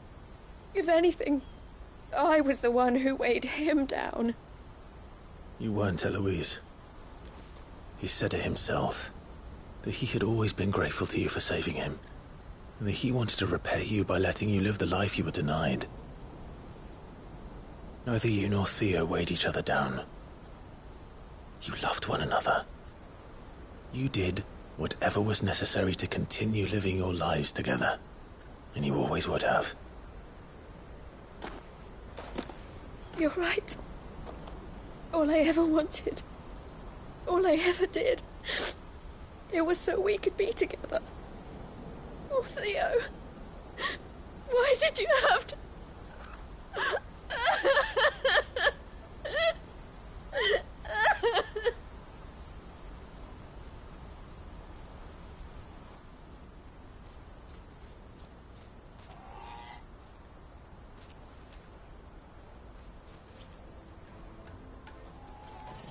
I know Theo wanted me to move on, but I'm staying here at the Crimson Caravans to continue our work. We can make a difference here. We can help people, save them. I need nothing more from life than that. So I'll carry on doing what we do, ensuring that goods, people, bearers get where they need to be, bringing smiles to people's faces just like we always have, and to Theo's. Wherever he is. This is the life I have chosen. The life I will always choose. I've made a choice of my own. To continue helping you however I can. Whenever you need it. Thank you, Clive. Let's go on together then. For Theodore.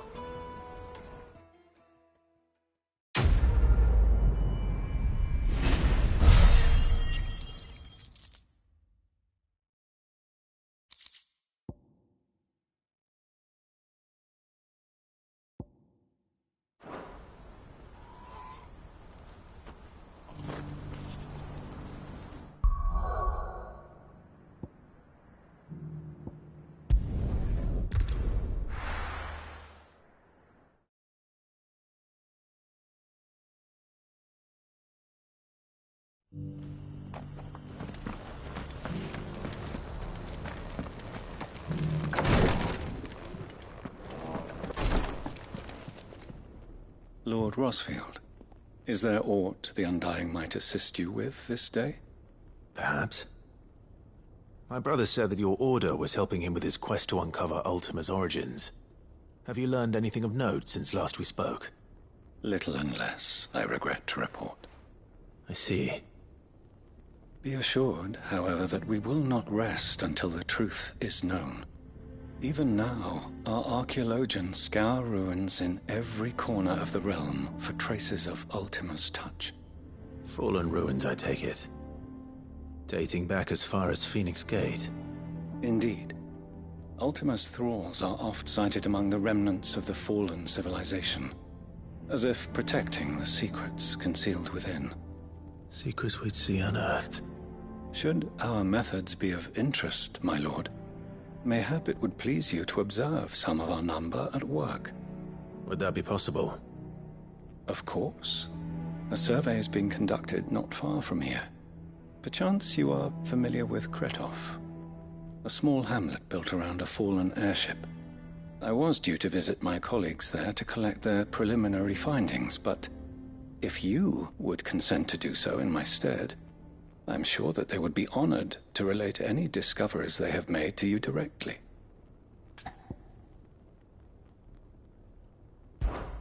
All right. I'll go and meet with them. They will be most gratified, I am sure. Might I suggest you take the road through Titan's Wake? It will lead you straight to the village after but a short walk. Thank you. I will. I wish you a safe journey, my lord. May the Firebird's flames burn ever in your heart.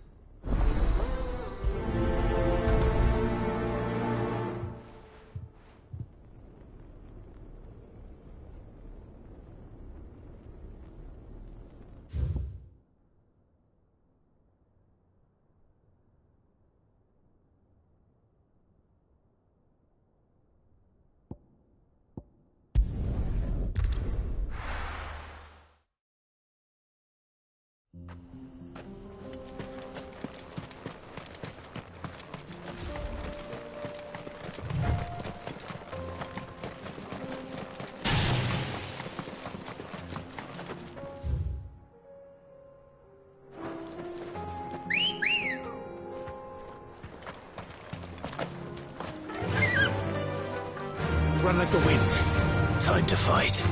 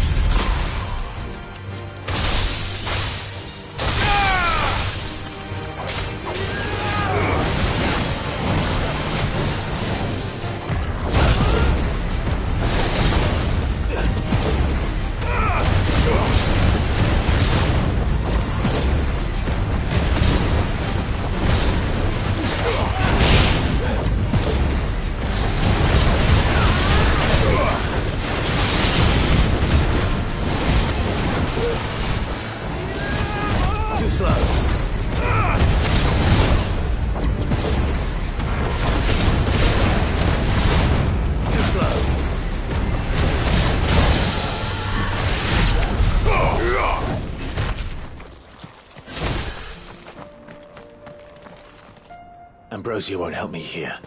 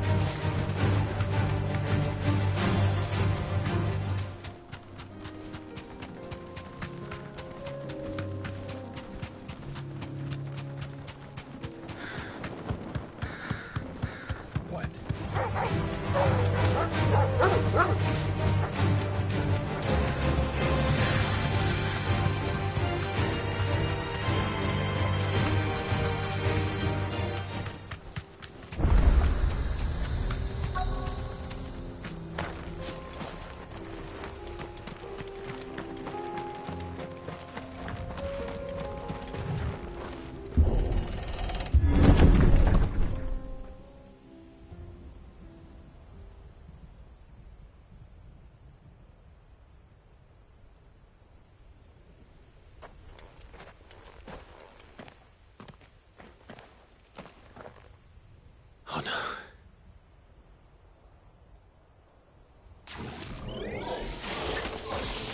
You'll pay for this. There may still be survivors. All the more reason to rid this place of echoes.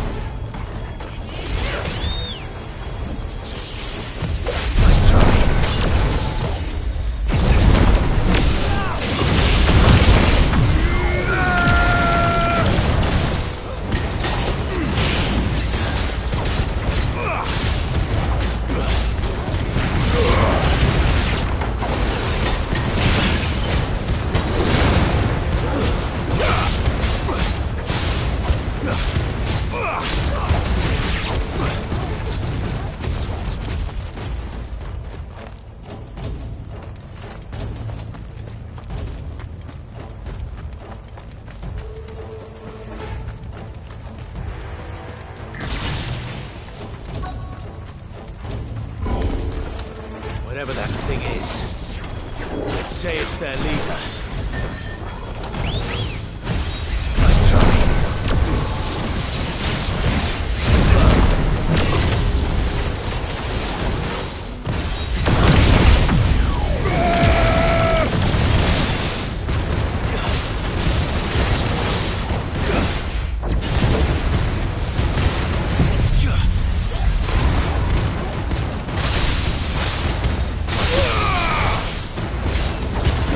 Ugh!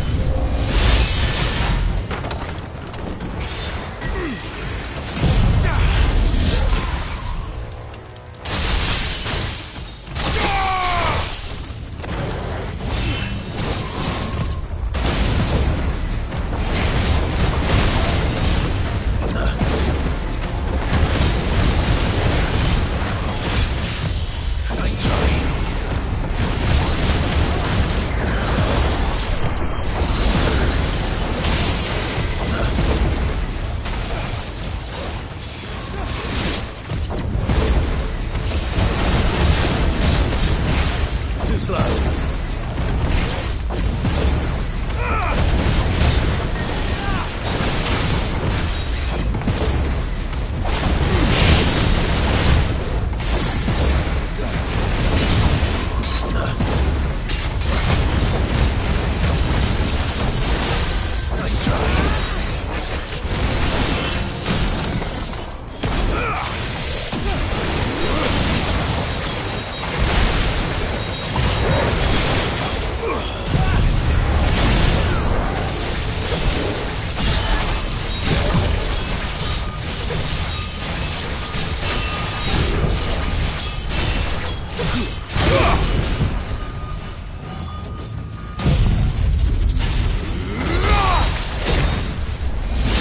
Finished.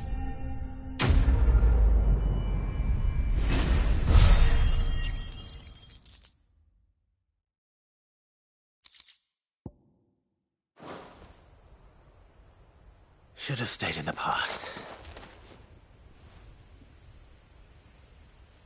These must be Cyril's colleagues. You have our thanks, stranger. Who are you? Ah, forgive me, my lord. I did not recognize you. You are Lord Rosfield, are you not?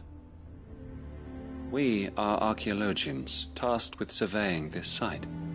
When the echoes appeared, our brothers here occupied their attentions. Thanks to them, and to you, we were, for a mercy, able to see our duty to its conclusion. You call that a mercy? Your brothers might still be alive if you put their safety before your duty. Surely this survey wasn't worth dying for. We are charged with uncovering Ultima's origins. A duty of the highest import, as I'm sure you will agree. And you think your dead brothers would agree with you too? I know they would. They gave their lives for the cause, an honor to which all Undying aspire. Now, to what do we owe the honor of your presence, Lord Marquis? Cyril told me of your work here, and I agreed to collect your findings in his stead. I see. That is most kind. Pray, take them then, with our humble thanks. May the Firebird's flame burn ever in your heart, as it does in ours.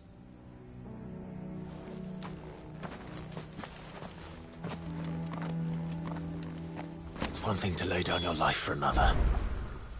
But for a survey... Forgive them, Clive. The Undying live by a very different creed, and nothing we say will change that. Come. Let us deliver their findings to Cyril, that their deaths might not be in vain.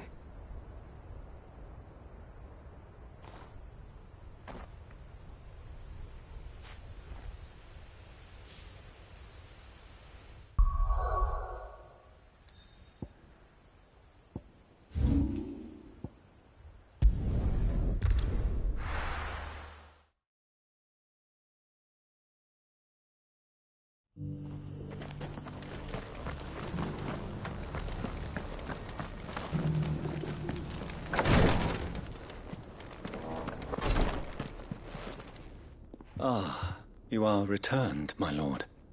I collected your colleagues' preliminary findings. Here, take them.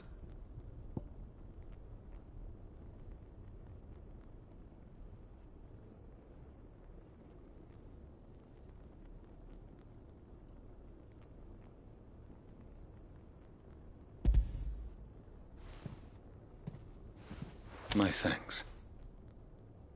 I shall study them, and inform you forthwith if I discover aught that might aid you in your fight against Ultima. Cyril, your survey party suffered several losses in Kretov. Losses which could have been avoided, had the others not chosen to complete their work, instead of saving their friends. Were these your orders? No. This was their choice. Every Undying devotes his life to the service of the Phoenix. It is our sole duty, and should we die in discharging it, so be it. Even when death is avoidable. My lord, I fear that this is not a point over which it would be fruitful to argue. The Undying have served the Phoenix for countless generations, and your opinion of our methods, however earnest, is not like to change them. We live to serve the Phoenix. Our very order exists for that purpose, and that purpose alone. Cyril, I know that you and your brethren answer only to Joshua, but allow me to offer you a word of advice. It does not further the cause of the Phoenix to have his loyal followers surrender their lives without good reason. Provide your survey parties with an escort, that they might live to do their duty for years to come. Think not only of how you can serve the Phoenix, but how Joshua would want you to serve him. Please. For all our sakes. I thank you for your advice, my lord. If you will permit me to respond, our faith in his grace, Joshua Rosfield, is absolute. And we of the Undying will do what we believe is right to fulfill our duty unto him. As first shield to the Phoenix, I am sure you understand what it means to do one's duty. I do. Then we are of the same mind. And it is my hope that we may continue to do our duty together.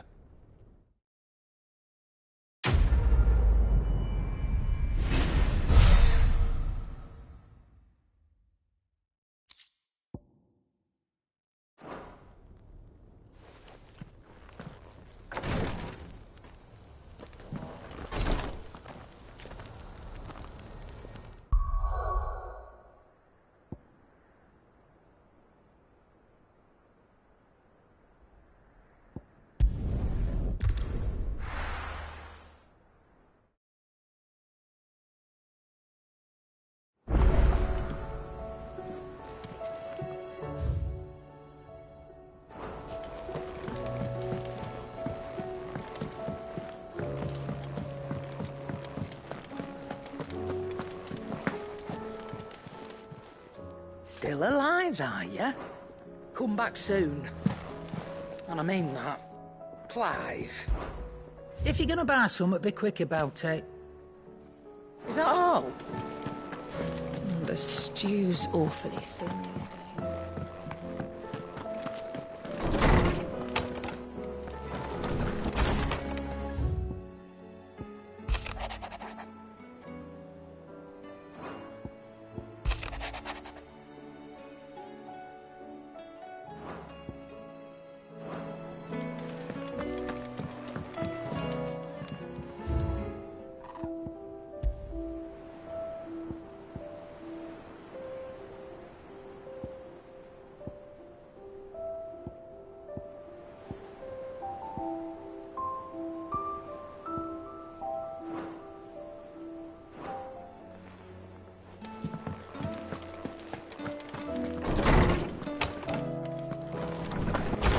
I will not forget this kindness, my lord. I shall go to Eastpool, but as soon as the rebuilding work is complete, I promise to return.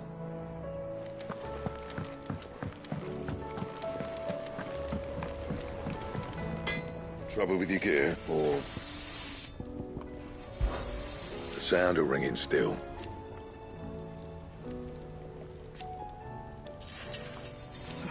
So we weren't.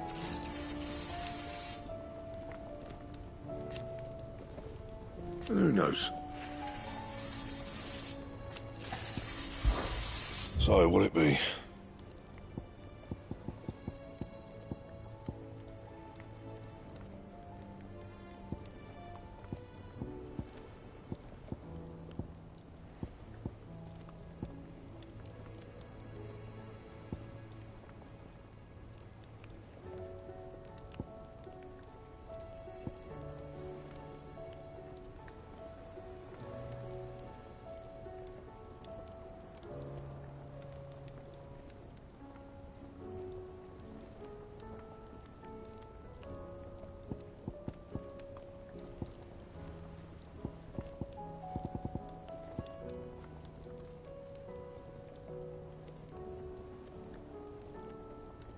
Anything else?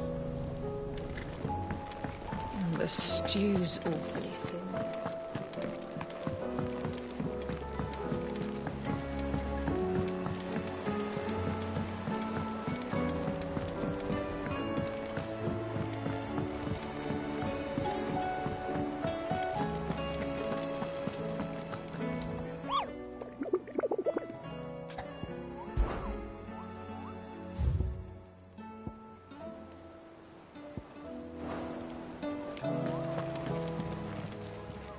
Welcome to the Patron's Whisper. Is everything we've received and everything promised? You earned this.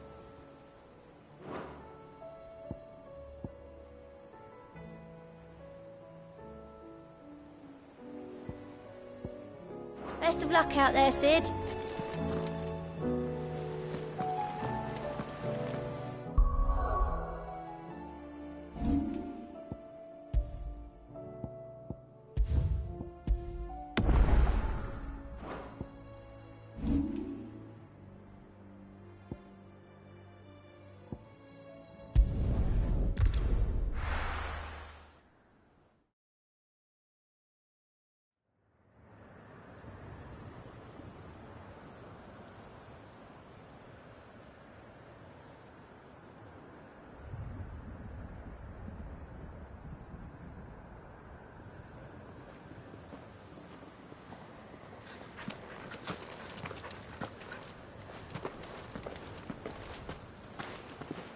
Reckon it'll be a long walk to the capital if we follow the cliffs.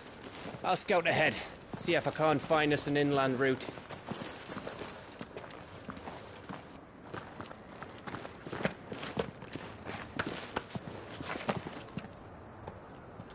Clive.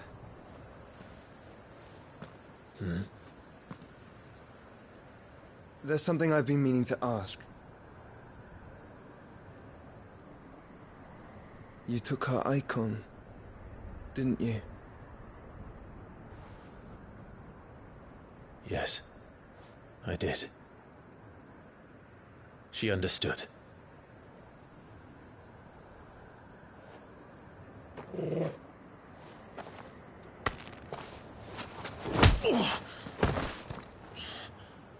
Oh, she understood. Understood that you decided to save the world all on your own, and that you'd die without her power. How dare you make her choose? You knew damn well she'd never refuse you. But I will. You can't keep pushing us away, Clive. The world is ours to save, not yours.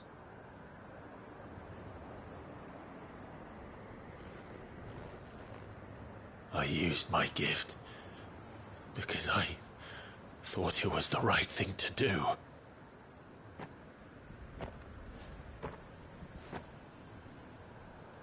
And you truly believe this will save you?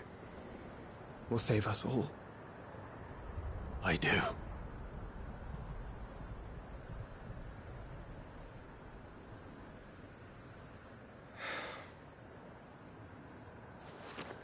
Then so be it.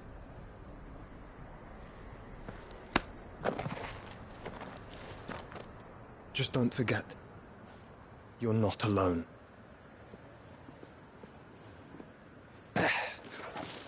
Think I found us a trail. Did I miss something?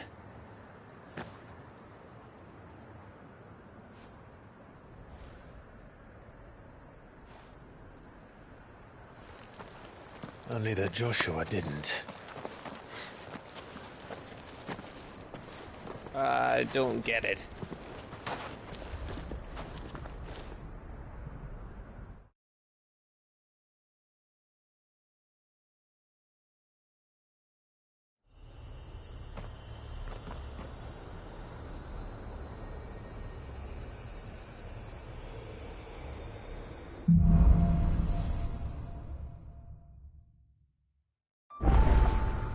Always wanted to visit Ash. We're in Waluda territory now.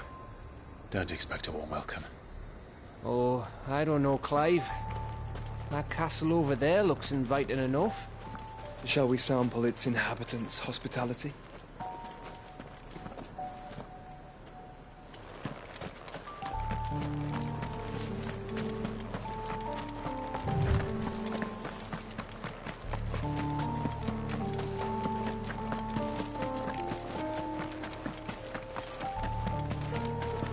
Remember what I said about warm welcomes, Gav? Oh, this place is as dead as Grieger's ghost.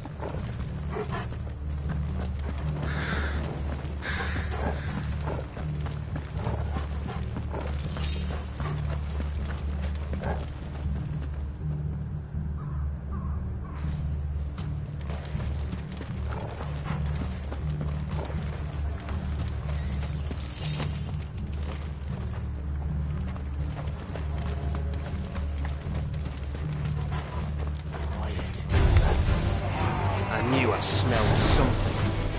I see only orcs and a Akashic here. Let's hope the villagers made it out in time.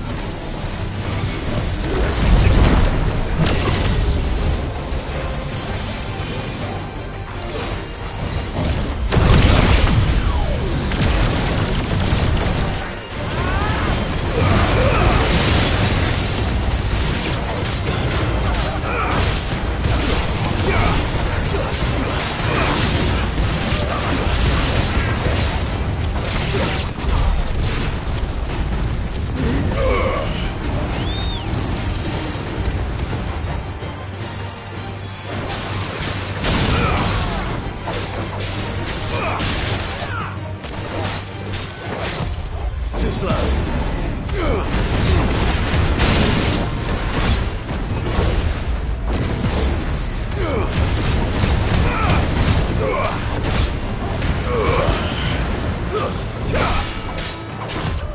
Too slow.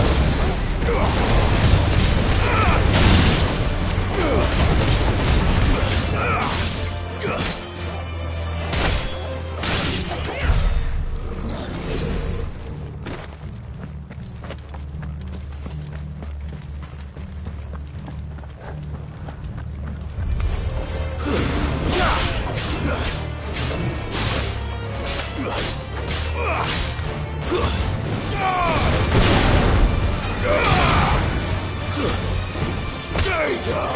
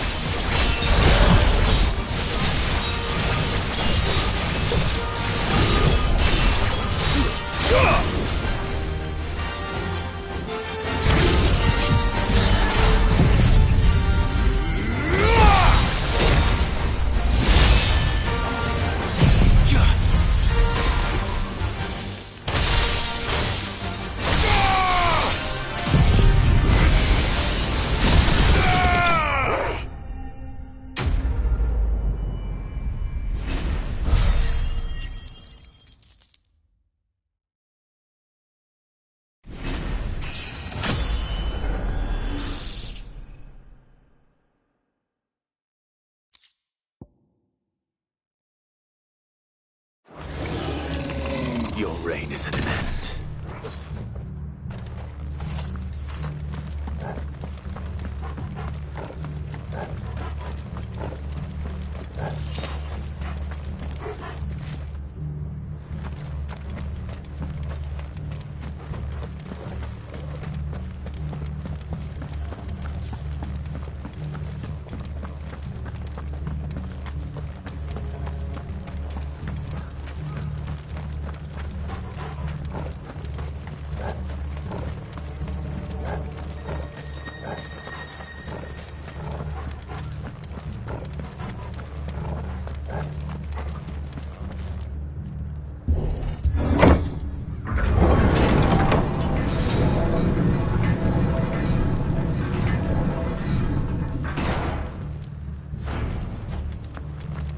All over again. Where the hell are the Royalists? Seems you were right about that welcome after all, Clive.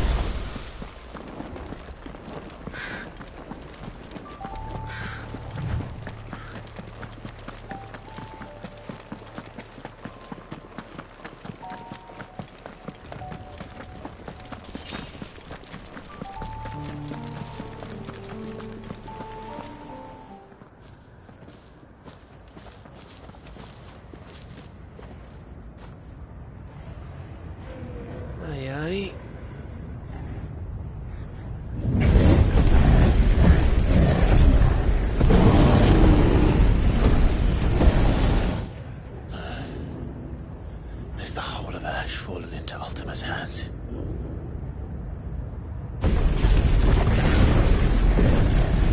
That's no peace delegation. We should send a warning to the others. No. My uncle will have an eye on the coast. I trust he'll find a way to entertain any uninvited guests. Our mark is Drake's Spine, and there's a lot of road between us and it. We press on to Stone here. Aye, you never know. It might not be a nest of slavering monsters.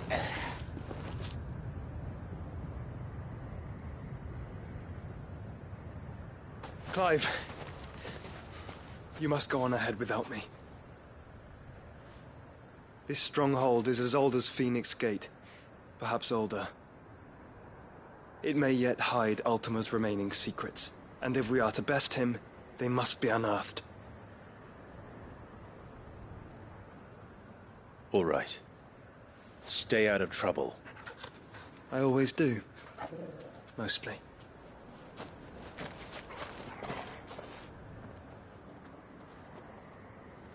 You sure about this? About leaving my brother on his own. Of course. Mostly.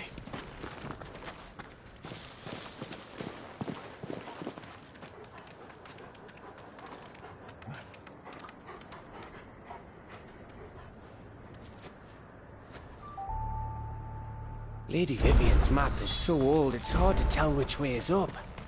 But if I'm right, we're not far from a village called Eastla. Then we make our way there, resupply, and wait for Joshua.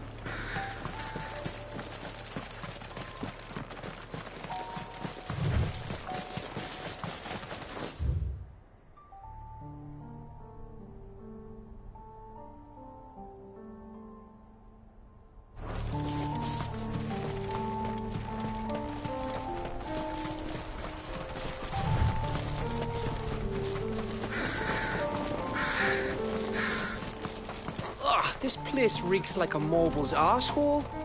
Though I'm guessing it's not the smell that'll kill us.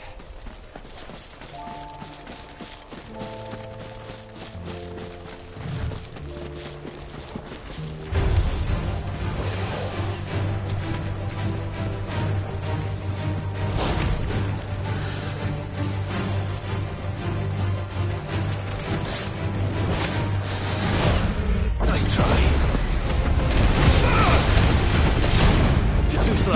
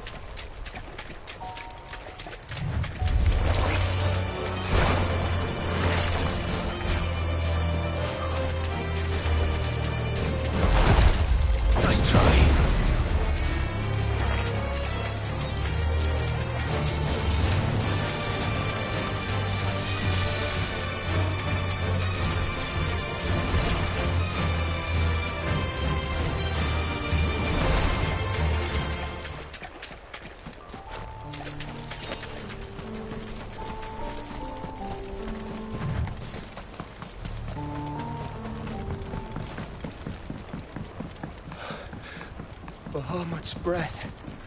Don't look down, Torgal.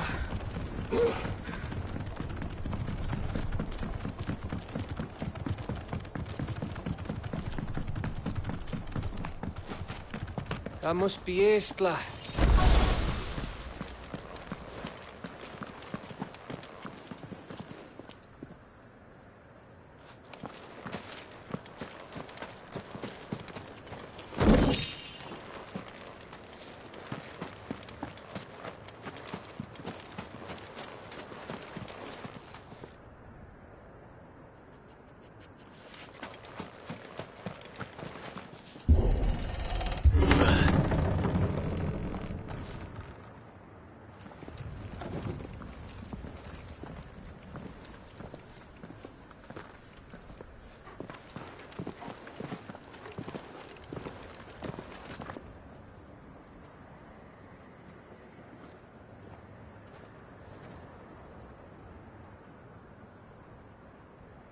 What do you think, Clive?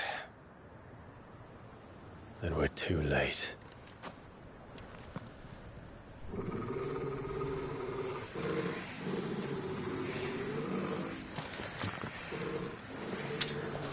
Damn it.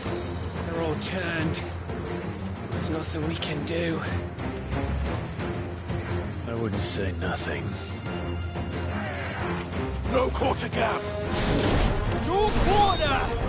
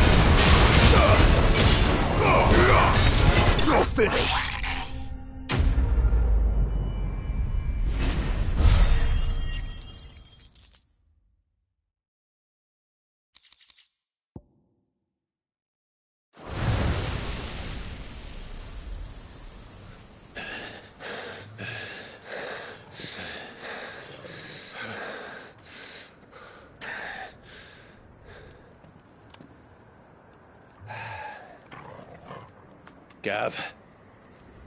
Gav! Don't tell me there's more of the bastards. Oh, fuck.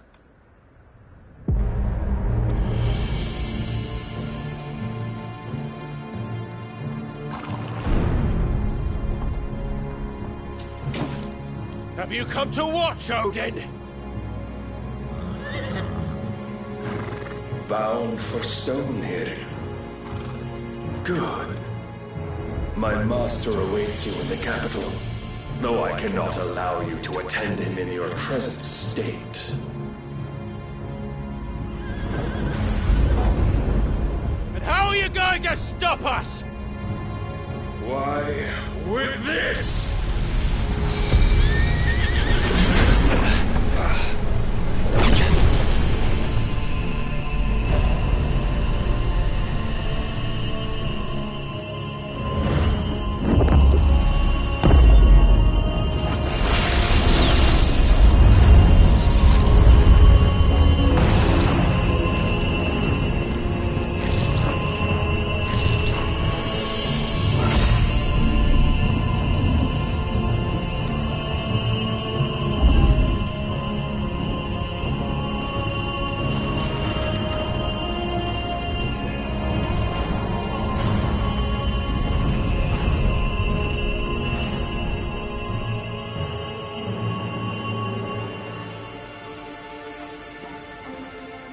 What did you do?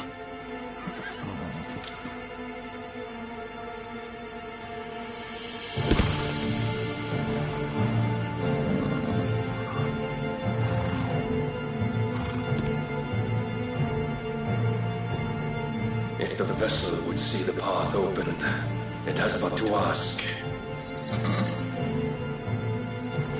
I shall see that my master's prize is made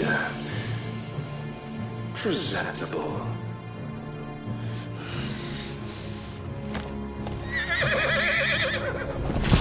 Shit! No!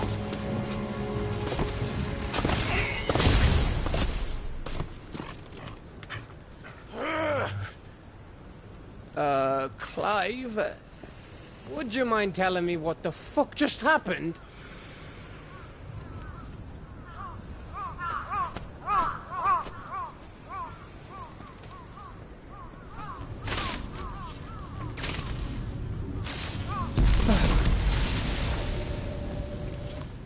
Oh, you've got to be. How are we supposed to get through that? We seek an audience with the king. If His Majesty wants me to come and ask him, then that is exactly what I'll do. Before you go practicing your petition, we don't even know where the fucker went. How about we cool our heads and think this through, eh?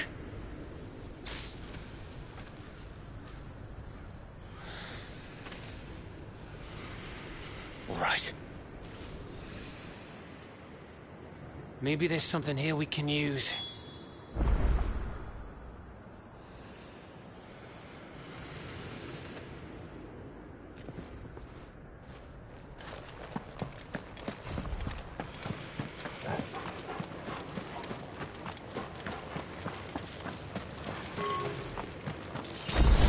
Ash is a big place, Clive. Don't want to be blindly wandering its blighted fields if I don't have to.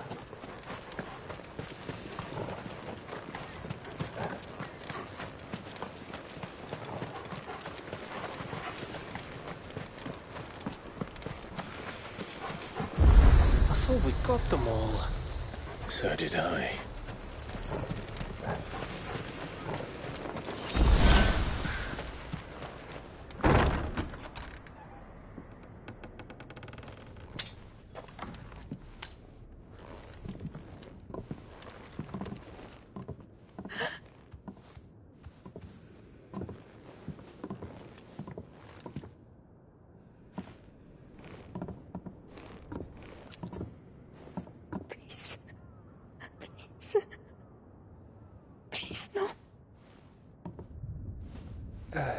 miss. Whoa, easy, easy. We're not turned, all right?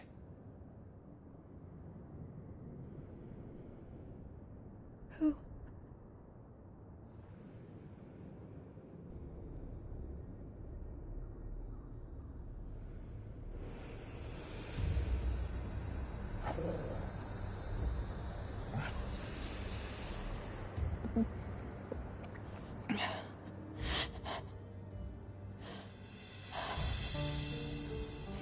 My thanks, kind travelers.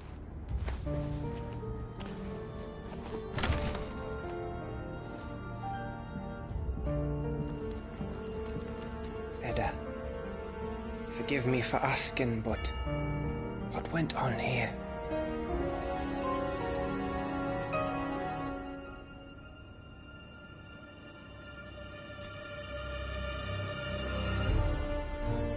It all started when the skies changed.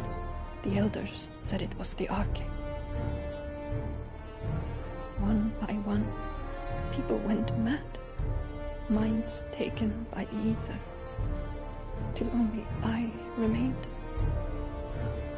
By then, I was too far along to run. And then the nights came.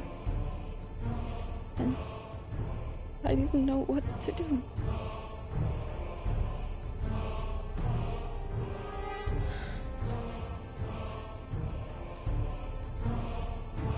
And this, Arcade is... Just a story. Something our grandparents told us when we misbehaved. About how the heavens would grow dark before the land took her last breath.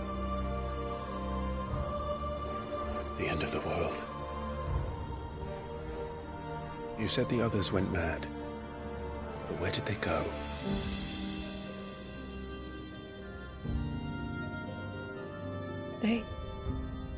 They all left.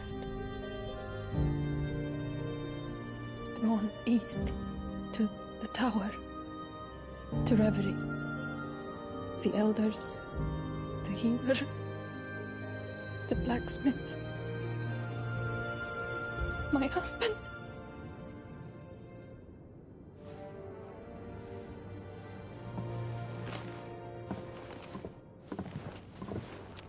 You thinking he did this? Of course. Who else could it be? You were in Canberra. You saw what he did to the people. But then what about her? How come her nut hasn't cracked? The baby, perhaps? Could be protecting her from the ether. I can't think of any other explanation. You mean... it's a bearer? It won't matter what it is once Ultima's magic takes hold. Time's running out.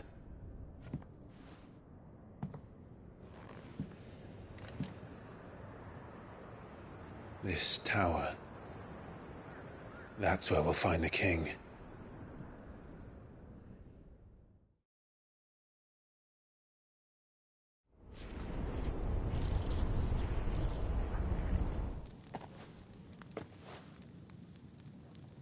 I knew it. It's the same as Phoenix Gate.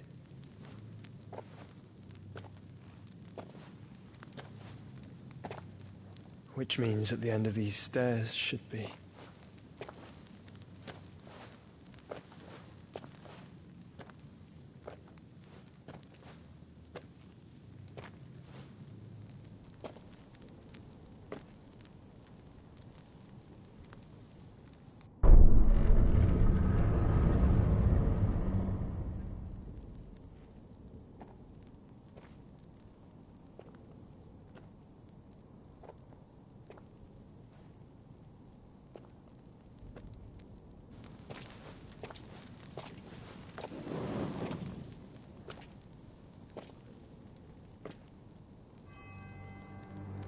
The mural is complete.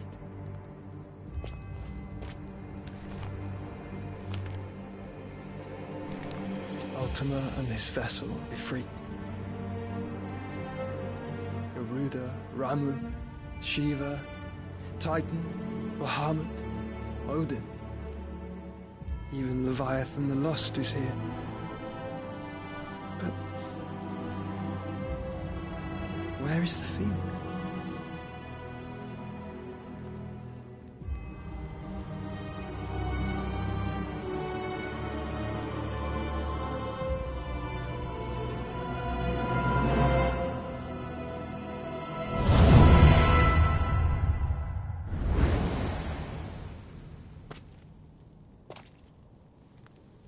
By the Founder.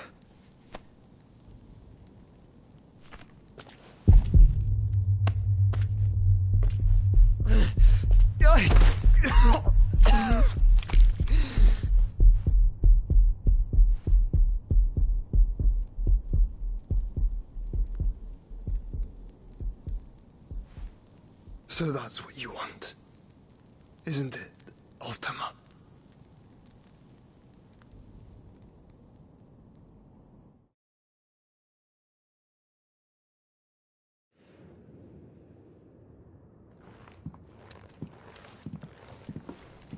So that's how it's gonna be then? I'm not asking, Gav. I need you to stay with Edda. What? I must do this alone. If I don't return, you're to find Joshua and make for the Enterprise. Understood? Aye.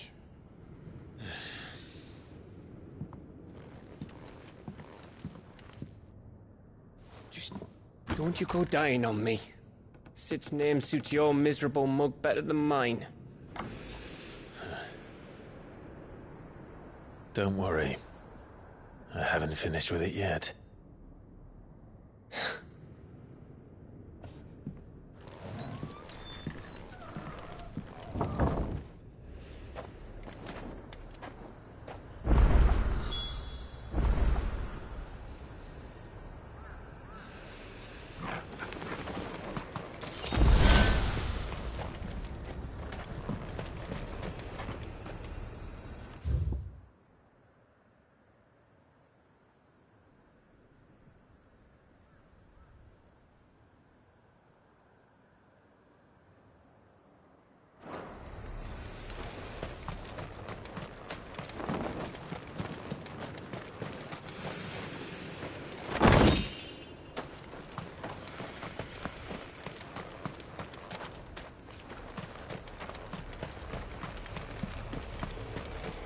If Barnabas is controlling the Akashic, then wherever he goes, they'll follow. And so will I.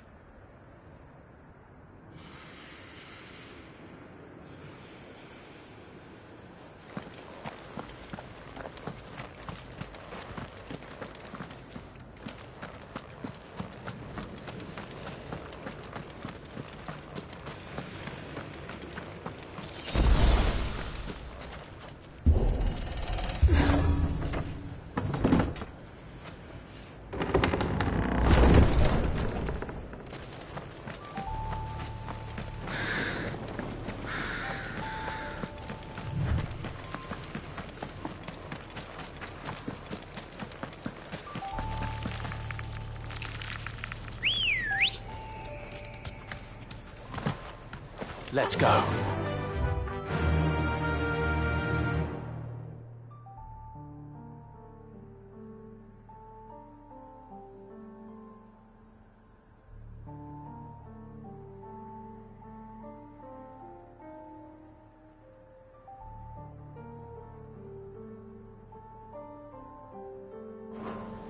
Run like the wind.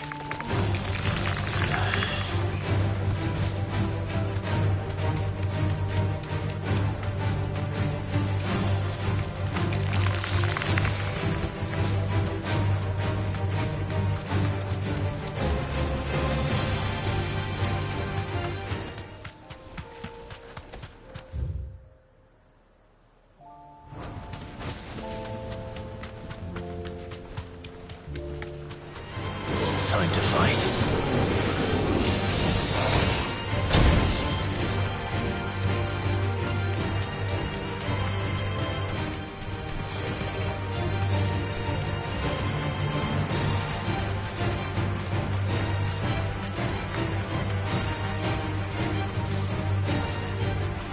Safe.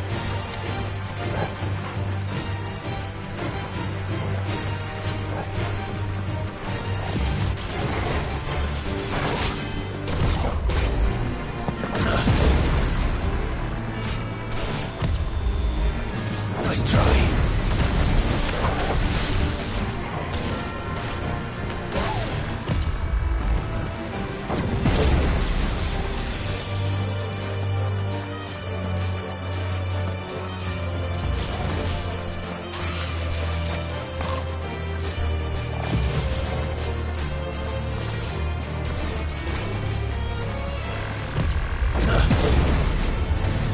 Nice try.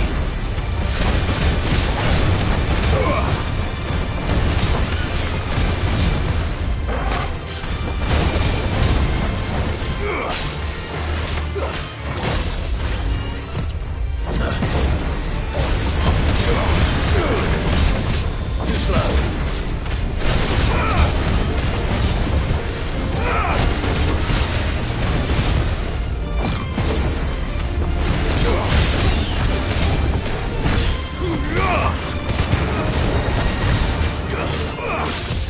Too slow.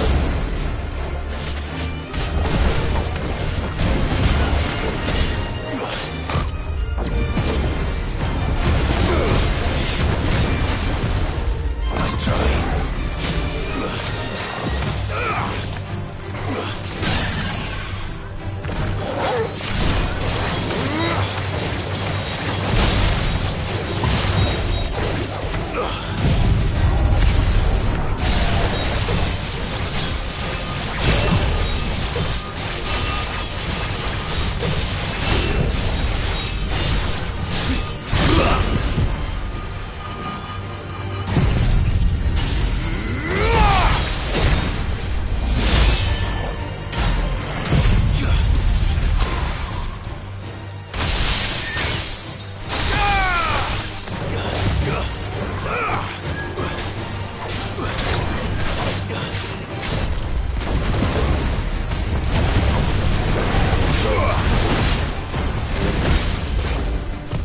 Nice try.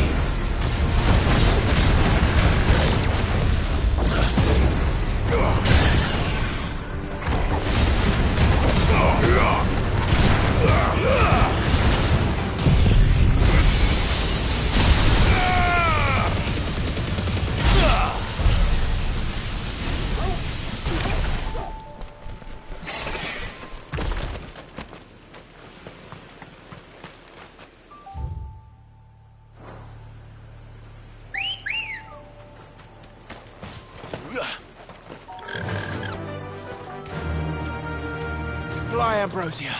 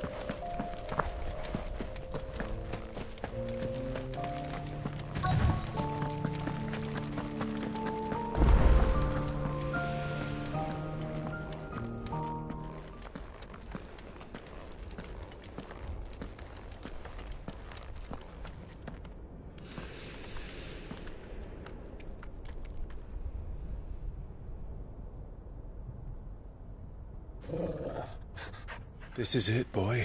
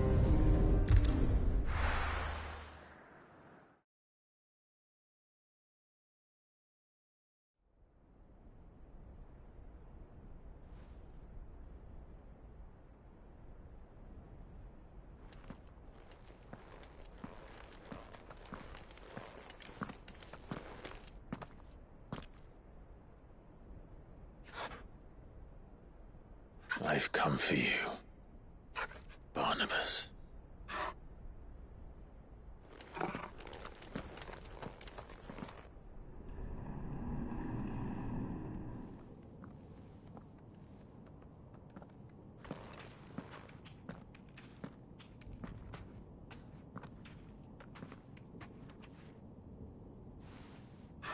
Stay close, Torgal.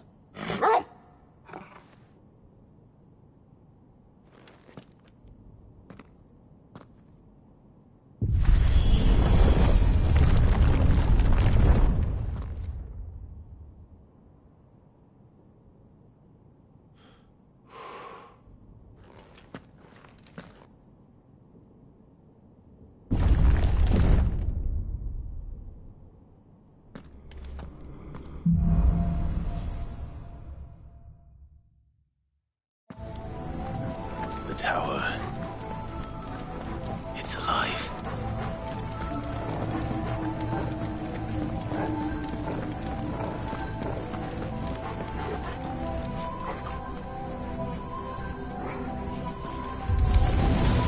More echoes of the fallen.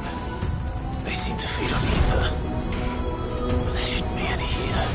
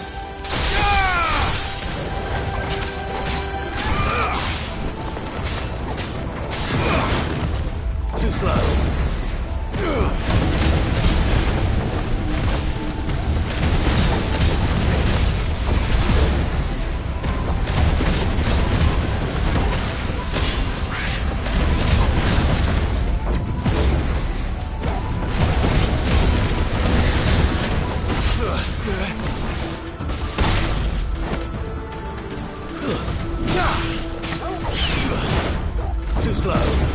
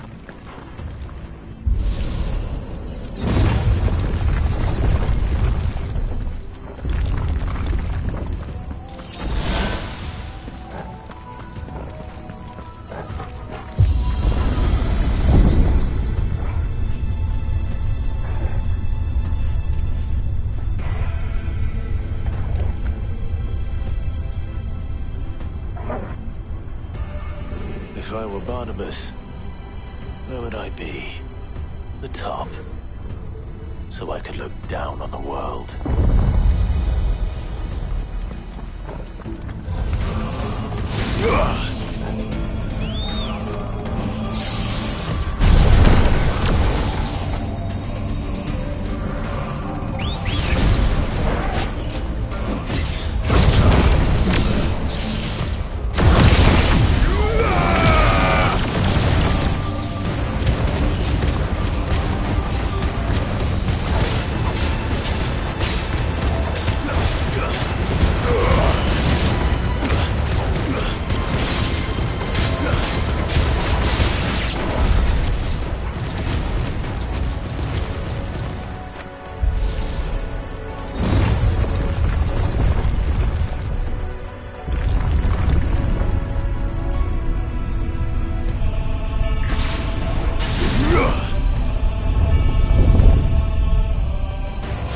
This might take a while.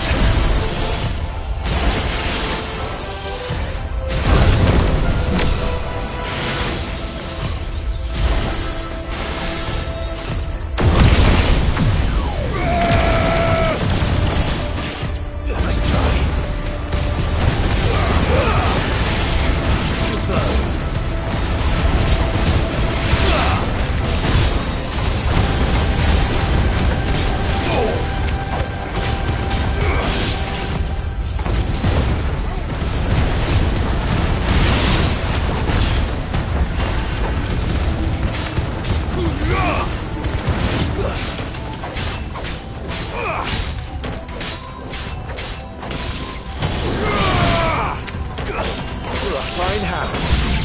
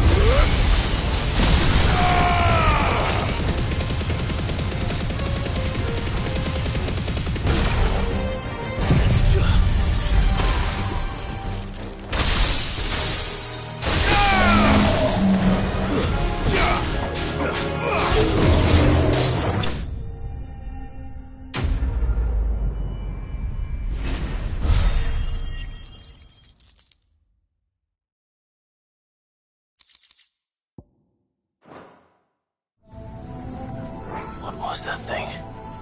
Hopefully there aren't any more.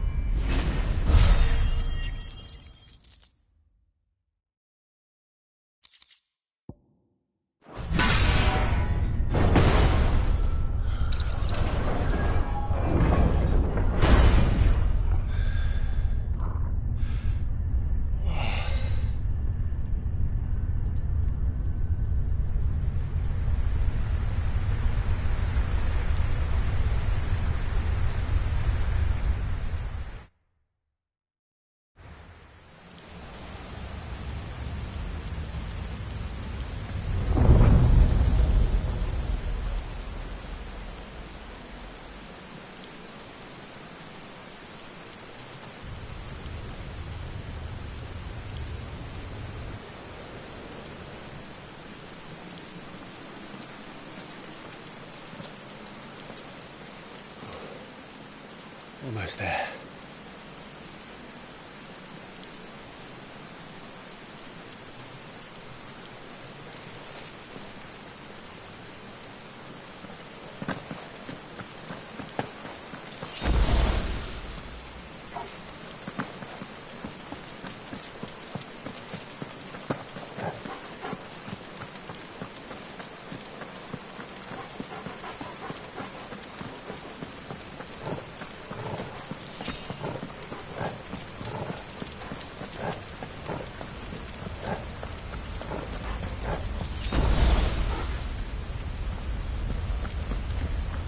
He's here. I can feel him.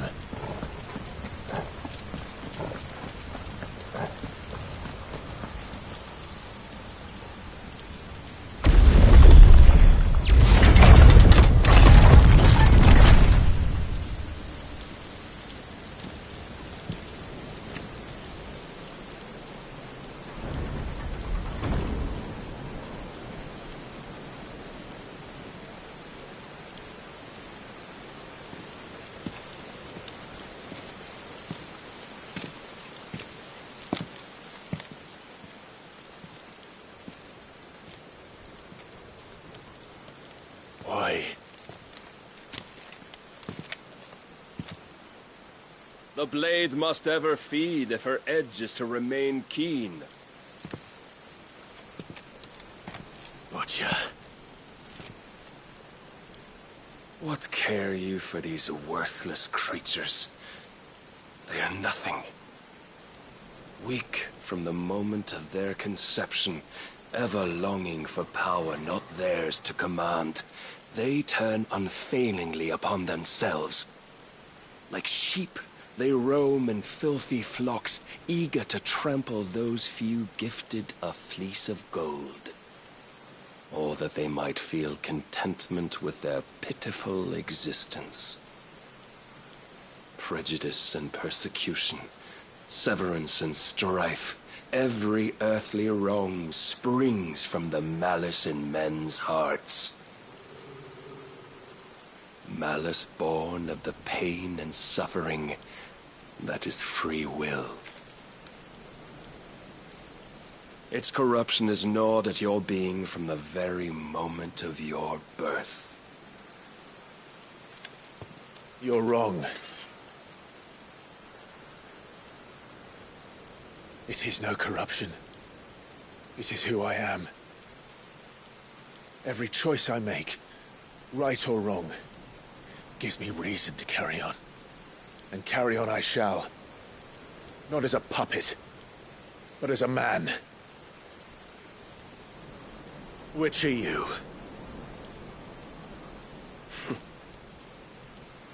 There was a time I too thought those the only choices.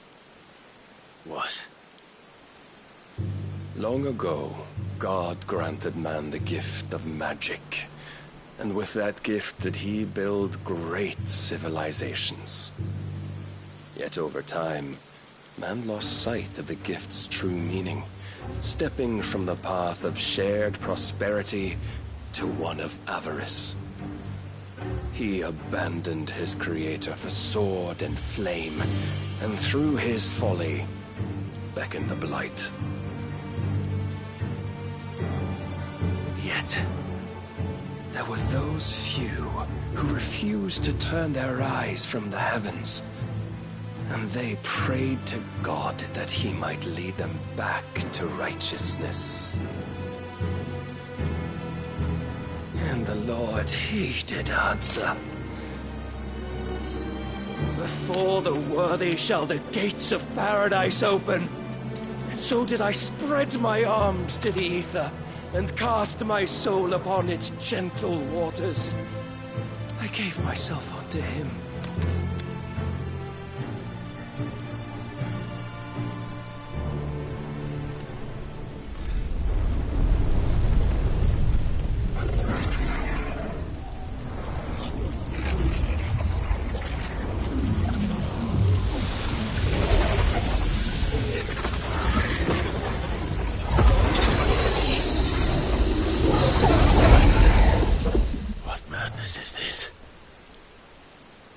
worth proving, the Lord charged me thus. If your kind are to find salvation, they must be made to serve. You see, paradise lies but a single step away. Could we only take it? Could we only leave our transgressions behind? For none save the pure of heart and mind may set foot in the new world. I will save us. But it all begins and ends with you. You are the key, Mythos.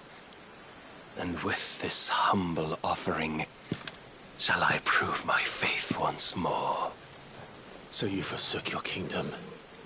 You forsook yourself to serve. Tell me, how is that living?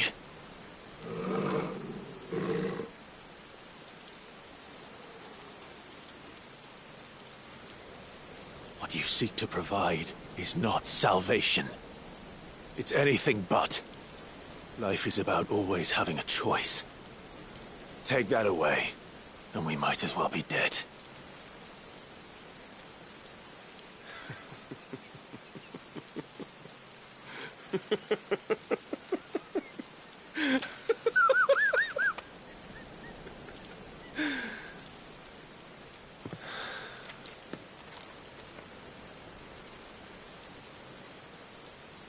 Very well. Come then. Show us the strength of your will. It's not the strength of my will that should worry you, but the weakness of yours.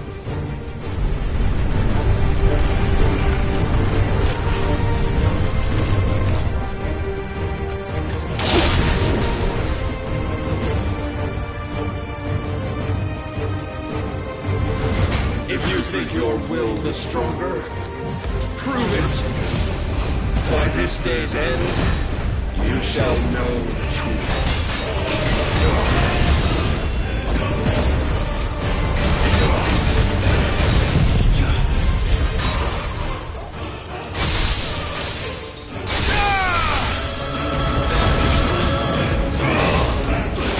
Too slow. I'm tired of this.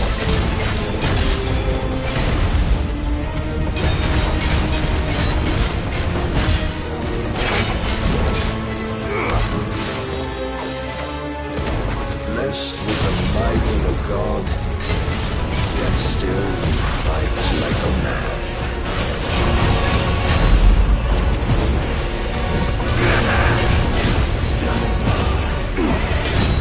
Let's try. Must I show you?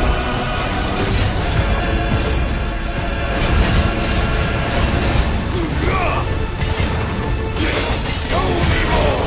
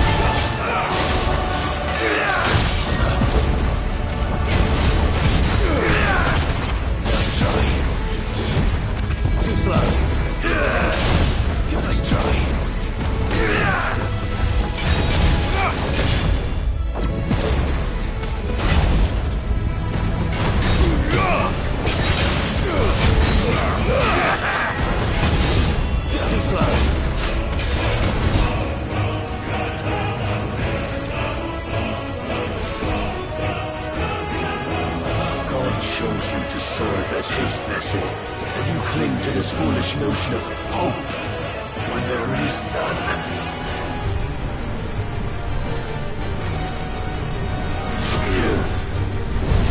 Fuck!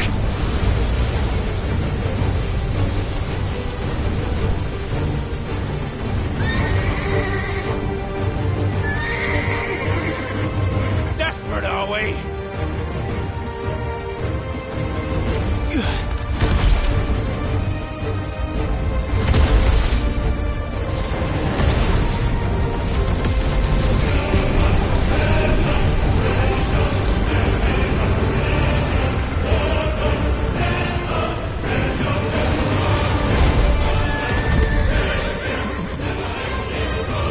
Finally, we can begin!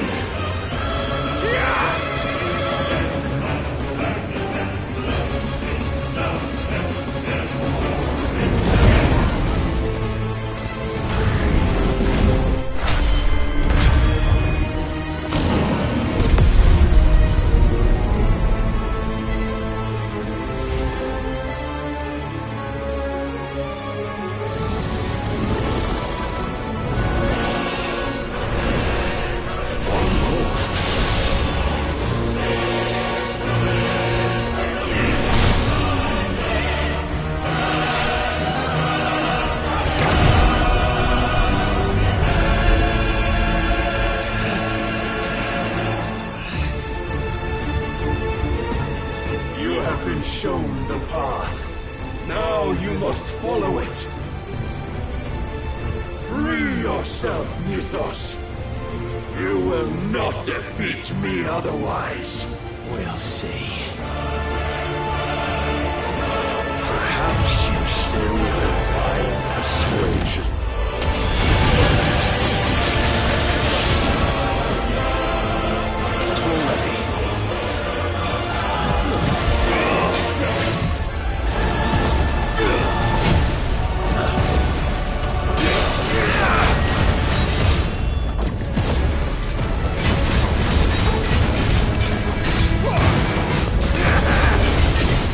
Too slow. Nice try. I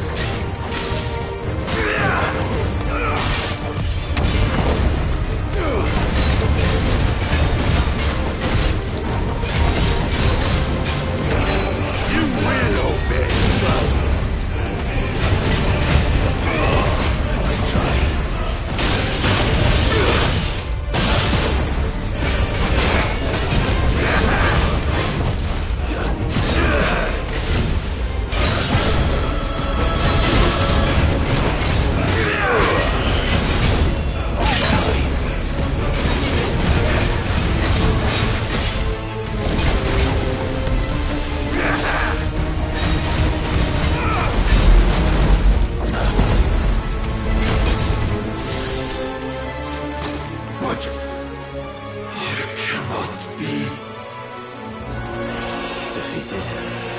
You admitted defeat the moment you turned your back on us. When you turned your back on the truth, Barnabas. We are not as weak as your God believes.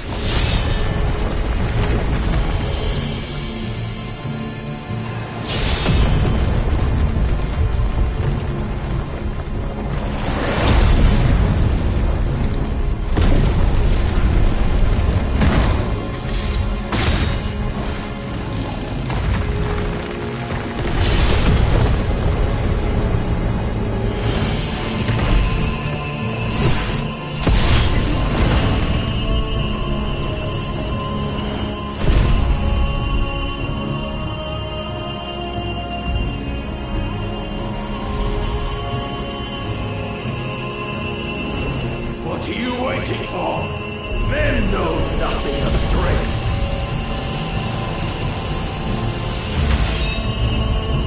But you will.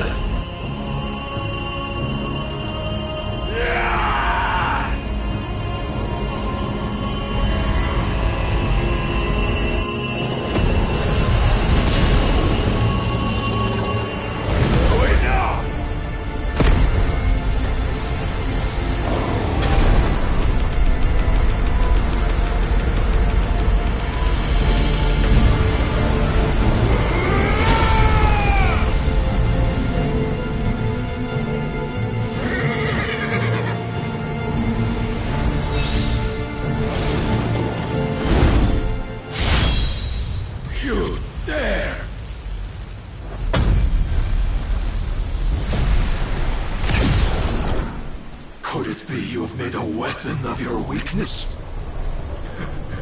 My apologies.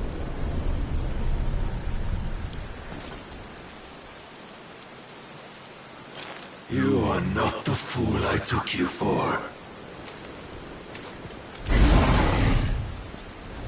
And so it ends. No!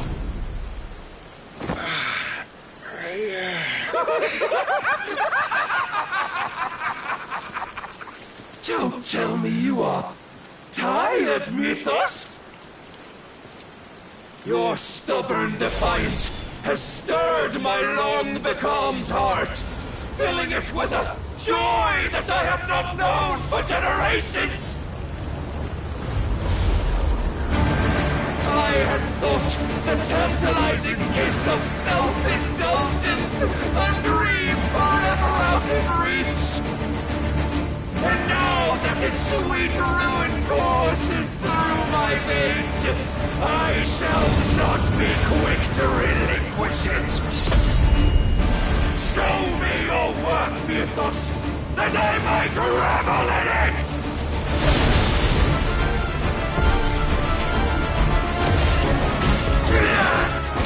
Just try.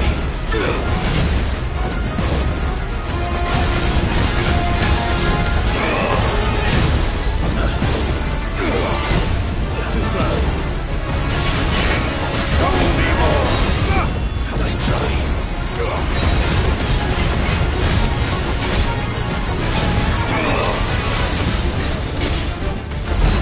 Too slow. Nice try.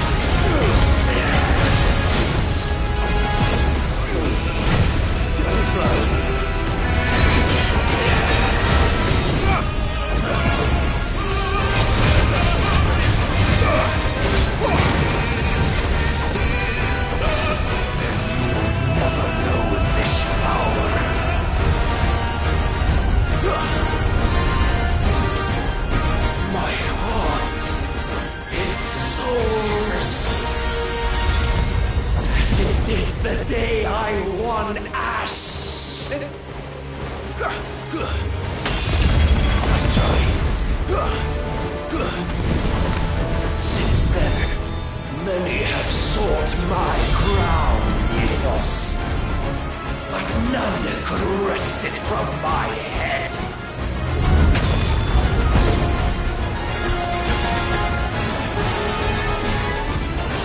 Come! Have you the strength? Have you the will?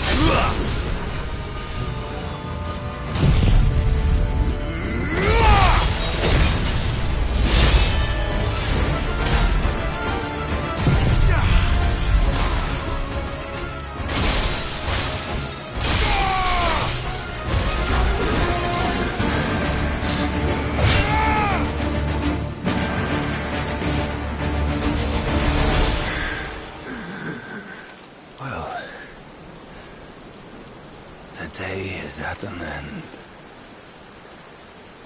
And we both know the truth. It is I who stand victorious. My will that prevailed. Your will? No. It was his. Clive Rossfield.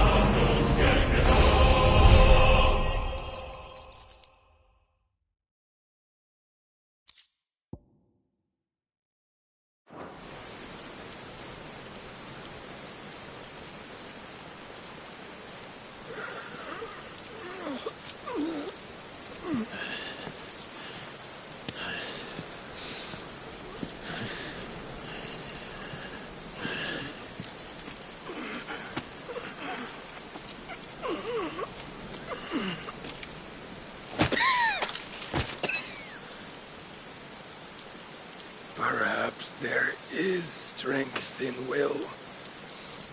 Would that I had not relinquished my own.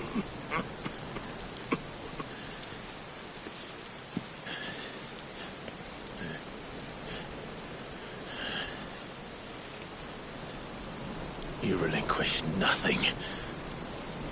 What was it, if not will, that made you strive for a new world? Strive to win your master's approval?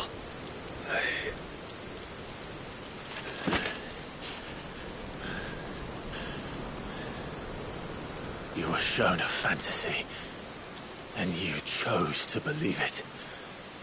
But you were wrong. There is no world but the one we live in. And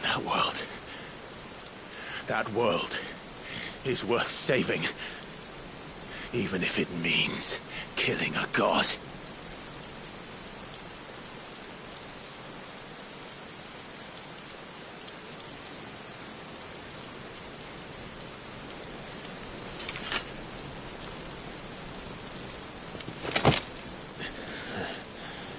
Bold words from one who has served the Lord so well. This is pointless.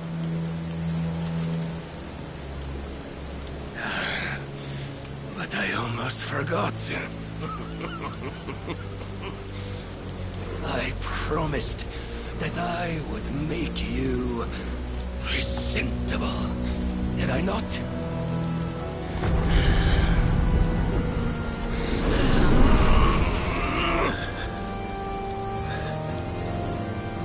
We shall fulfill our destinies, just as the Lord's Mother Crystals have fulfilled theirs.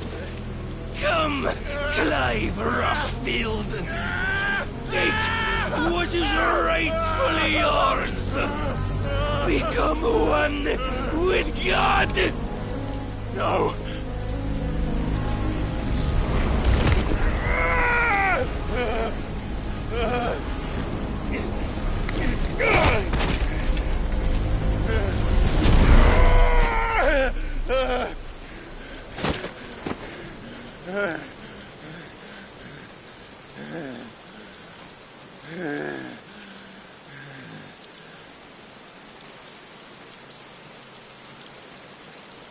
At long last, salvation. I'm coming home. Mother.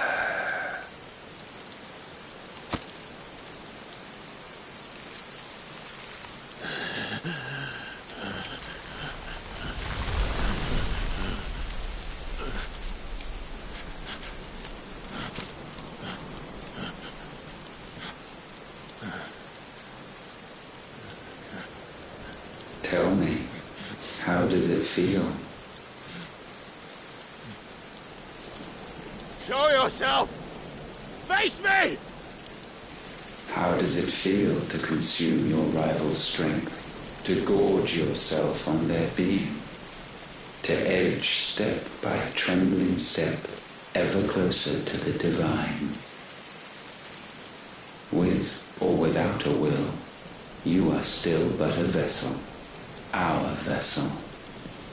Behold, how your body shudders in anticipation of its fate.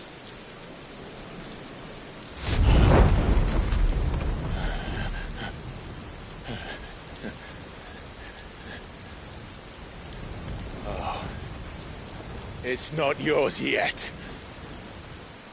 No. Come then, O wayward child. We shall await you upon the back of the first worm. There all shall end and begin again.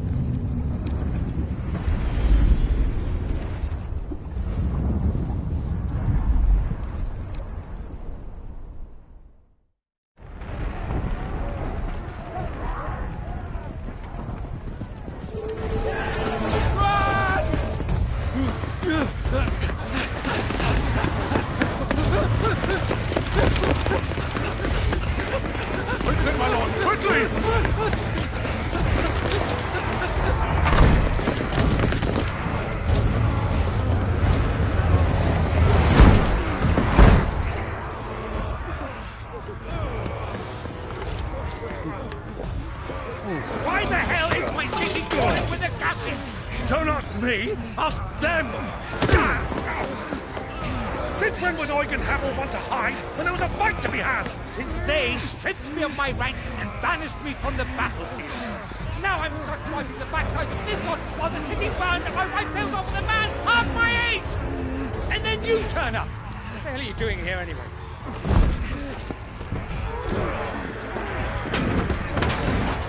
What indeed?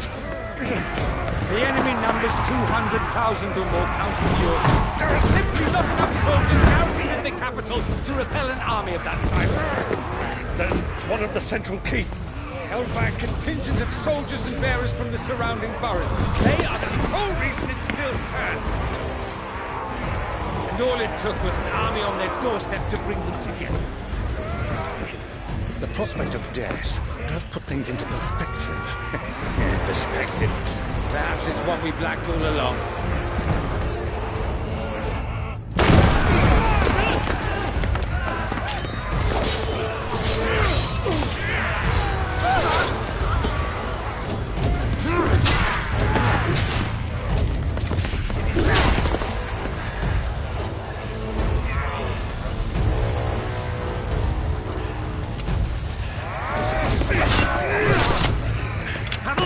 I need you to lend me some of your best men. Preferably all of them. My best men? Does it look like I have any more? I admit this might not be the most convenient time, but my nephew's in trouble.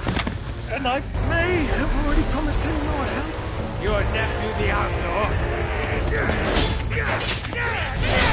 My soldiers have better things to do than die for nothing. And you and he are of the same mind. I fight for the opposite! He fights for a world in which we shouldn't have have to live and die for nothing! And he fights today to give us all a chance of a better tomorrow! Be that as it may, a handful of men cannot stand against the kingdom!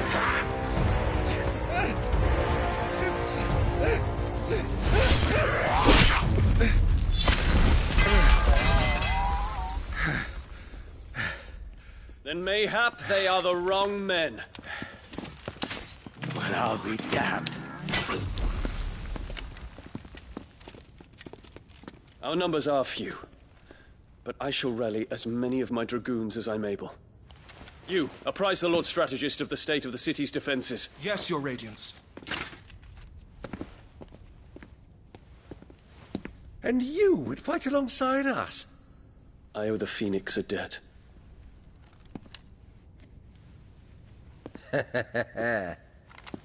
Does this vouch for my nephews? Aye, but I still have my doubts about you. Which we can discuss later. Indeed. You said you had men garrisoned in the keep. Captain, do you know how many yet remain? Allow me to confirm. Commander? Whatever their number, Randalar will be Gather needing the them bodies all. and build a pyre in the courtyard. Quickly. Terence. My lord.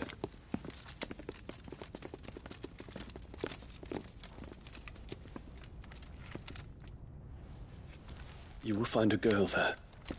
A girl? We are in the middle of a war. I owe her my life, and I always pay my debts. You are to see that she is provided for. Dion, I cannot leave. But you shall. If I'm ever to be worthy of the forgiveness of our people, then I must earn it. And I must earn it by my hand, and my hand alone.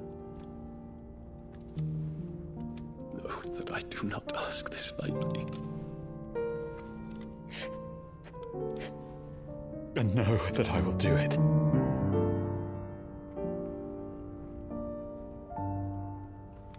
Farewell, Terence.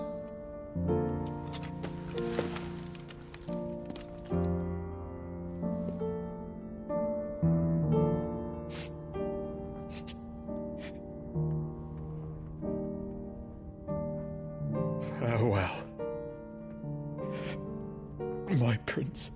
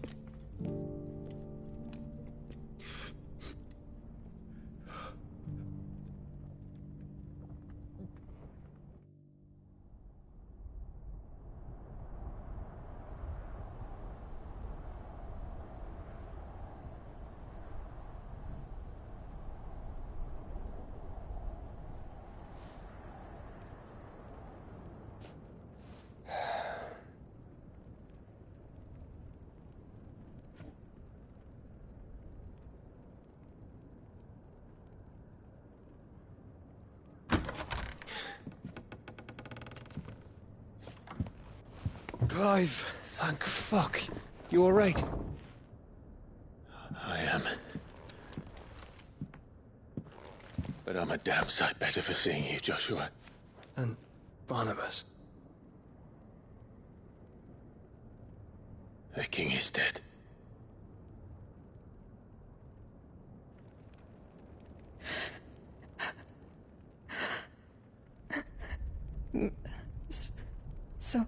So they're all...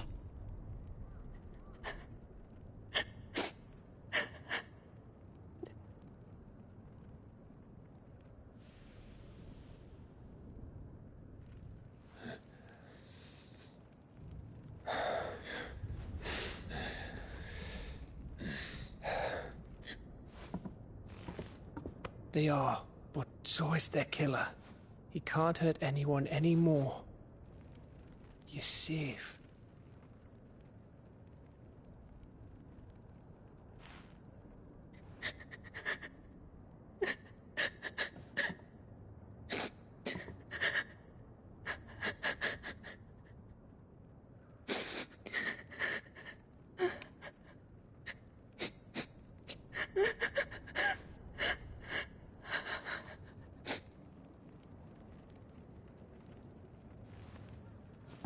Gav, we need to talk.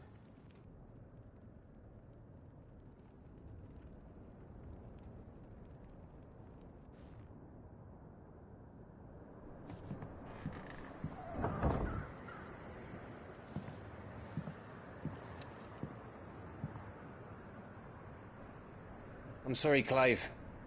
You know I want nothing more than to go with you. I do. But I'm glad you're heading back to the Enterprise nonetheless. And not just for Edda's sake. Our people need to know what happened here. You can count on me. As can she, I hope. Thank you, my lords.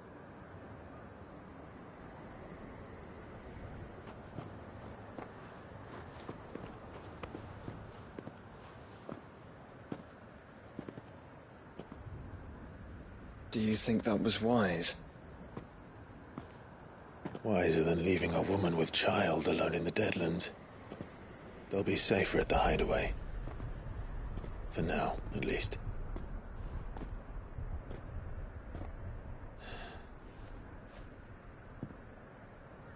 This land is overrun with Akashic.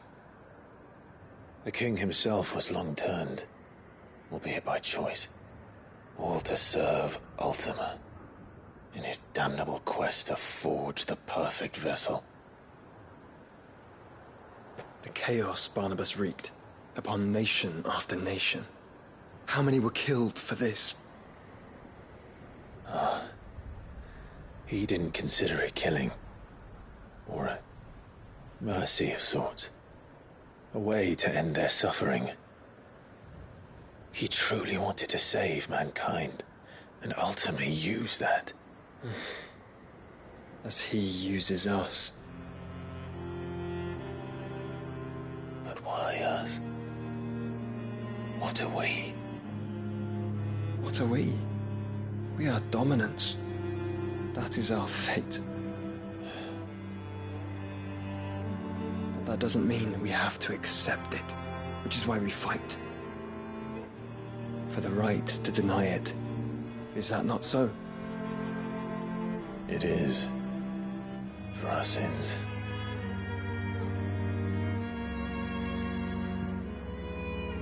Barnabas said something else. That the Mother Crystals were Ultimas. Ultimas? Are you certain? We know that the Mother Crystals have been leading the land of Ether. And we also know that it's this which hastens the spread of the Blight. But what I cannot fathom is what Ultima stands to gain from that. What did you find at the Stronghold? The truth about Ultima's prize. For so long, I believed it to be you, and you alone. Yet, it is not merely a Freed that he desires, but a Freed and Phoenix both. That which we became in the skies over Twinside. Only when the twin flames are joined, shall his vessel be complete. Quite why he needs a vessel is another question. Unless there is something he cannot achieve without one. Something his immaterial form precludes. Something requiring an unthinkable amount of ether and a body resilient enough to channel it. If I did not know better, brother, I would think that he meant to cast a spell. A spell 1,000 years in the making. A spell to end all spells. And he cannot do it without us. Nor without the Mother Crystals. But if we destroy them all, we will stop not only the Blight, but Ultima as well.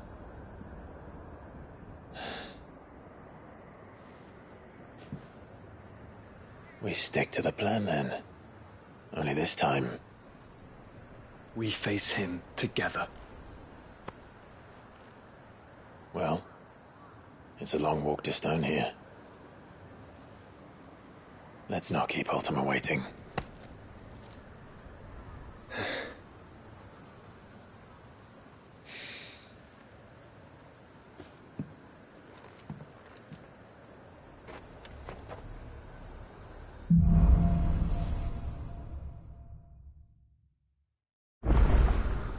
When Barnabas fell, his magic died with him. The road to Stone here is barred to us no longer.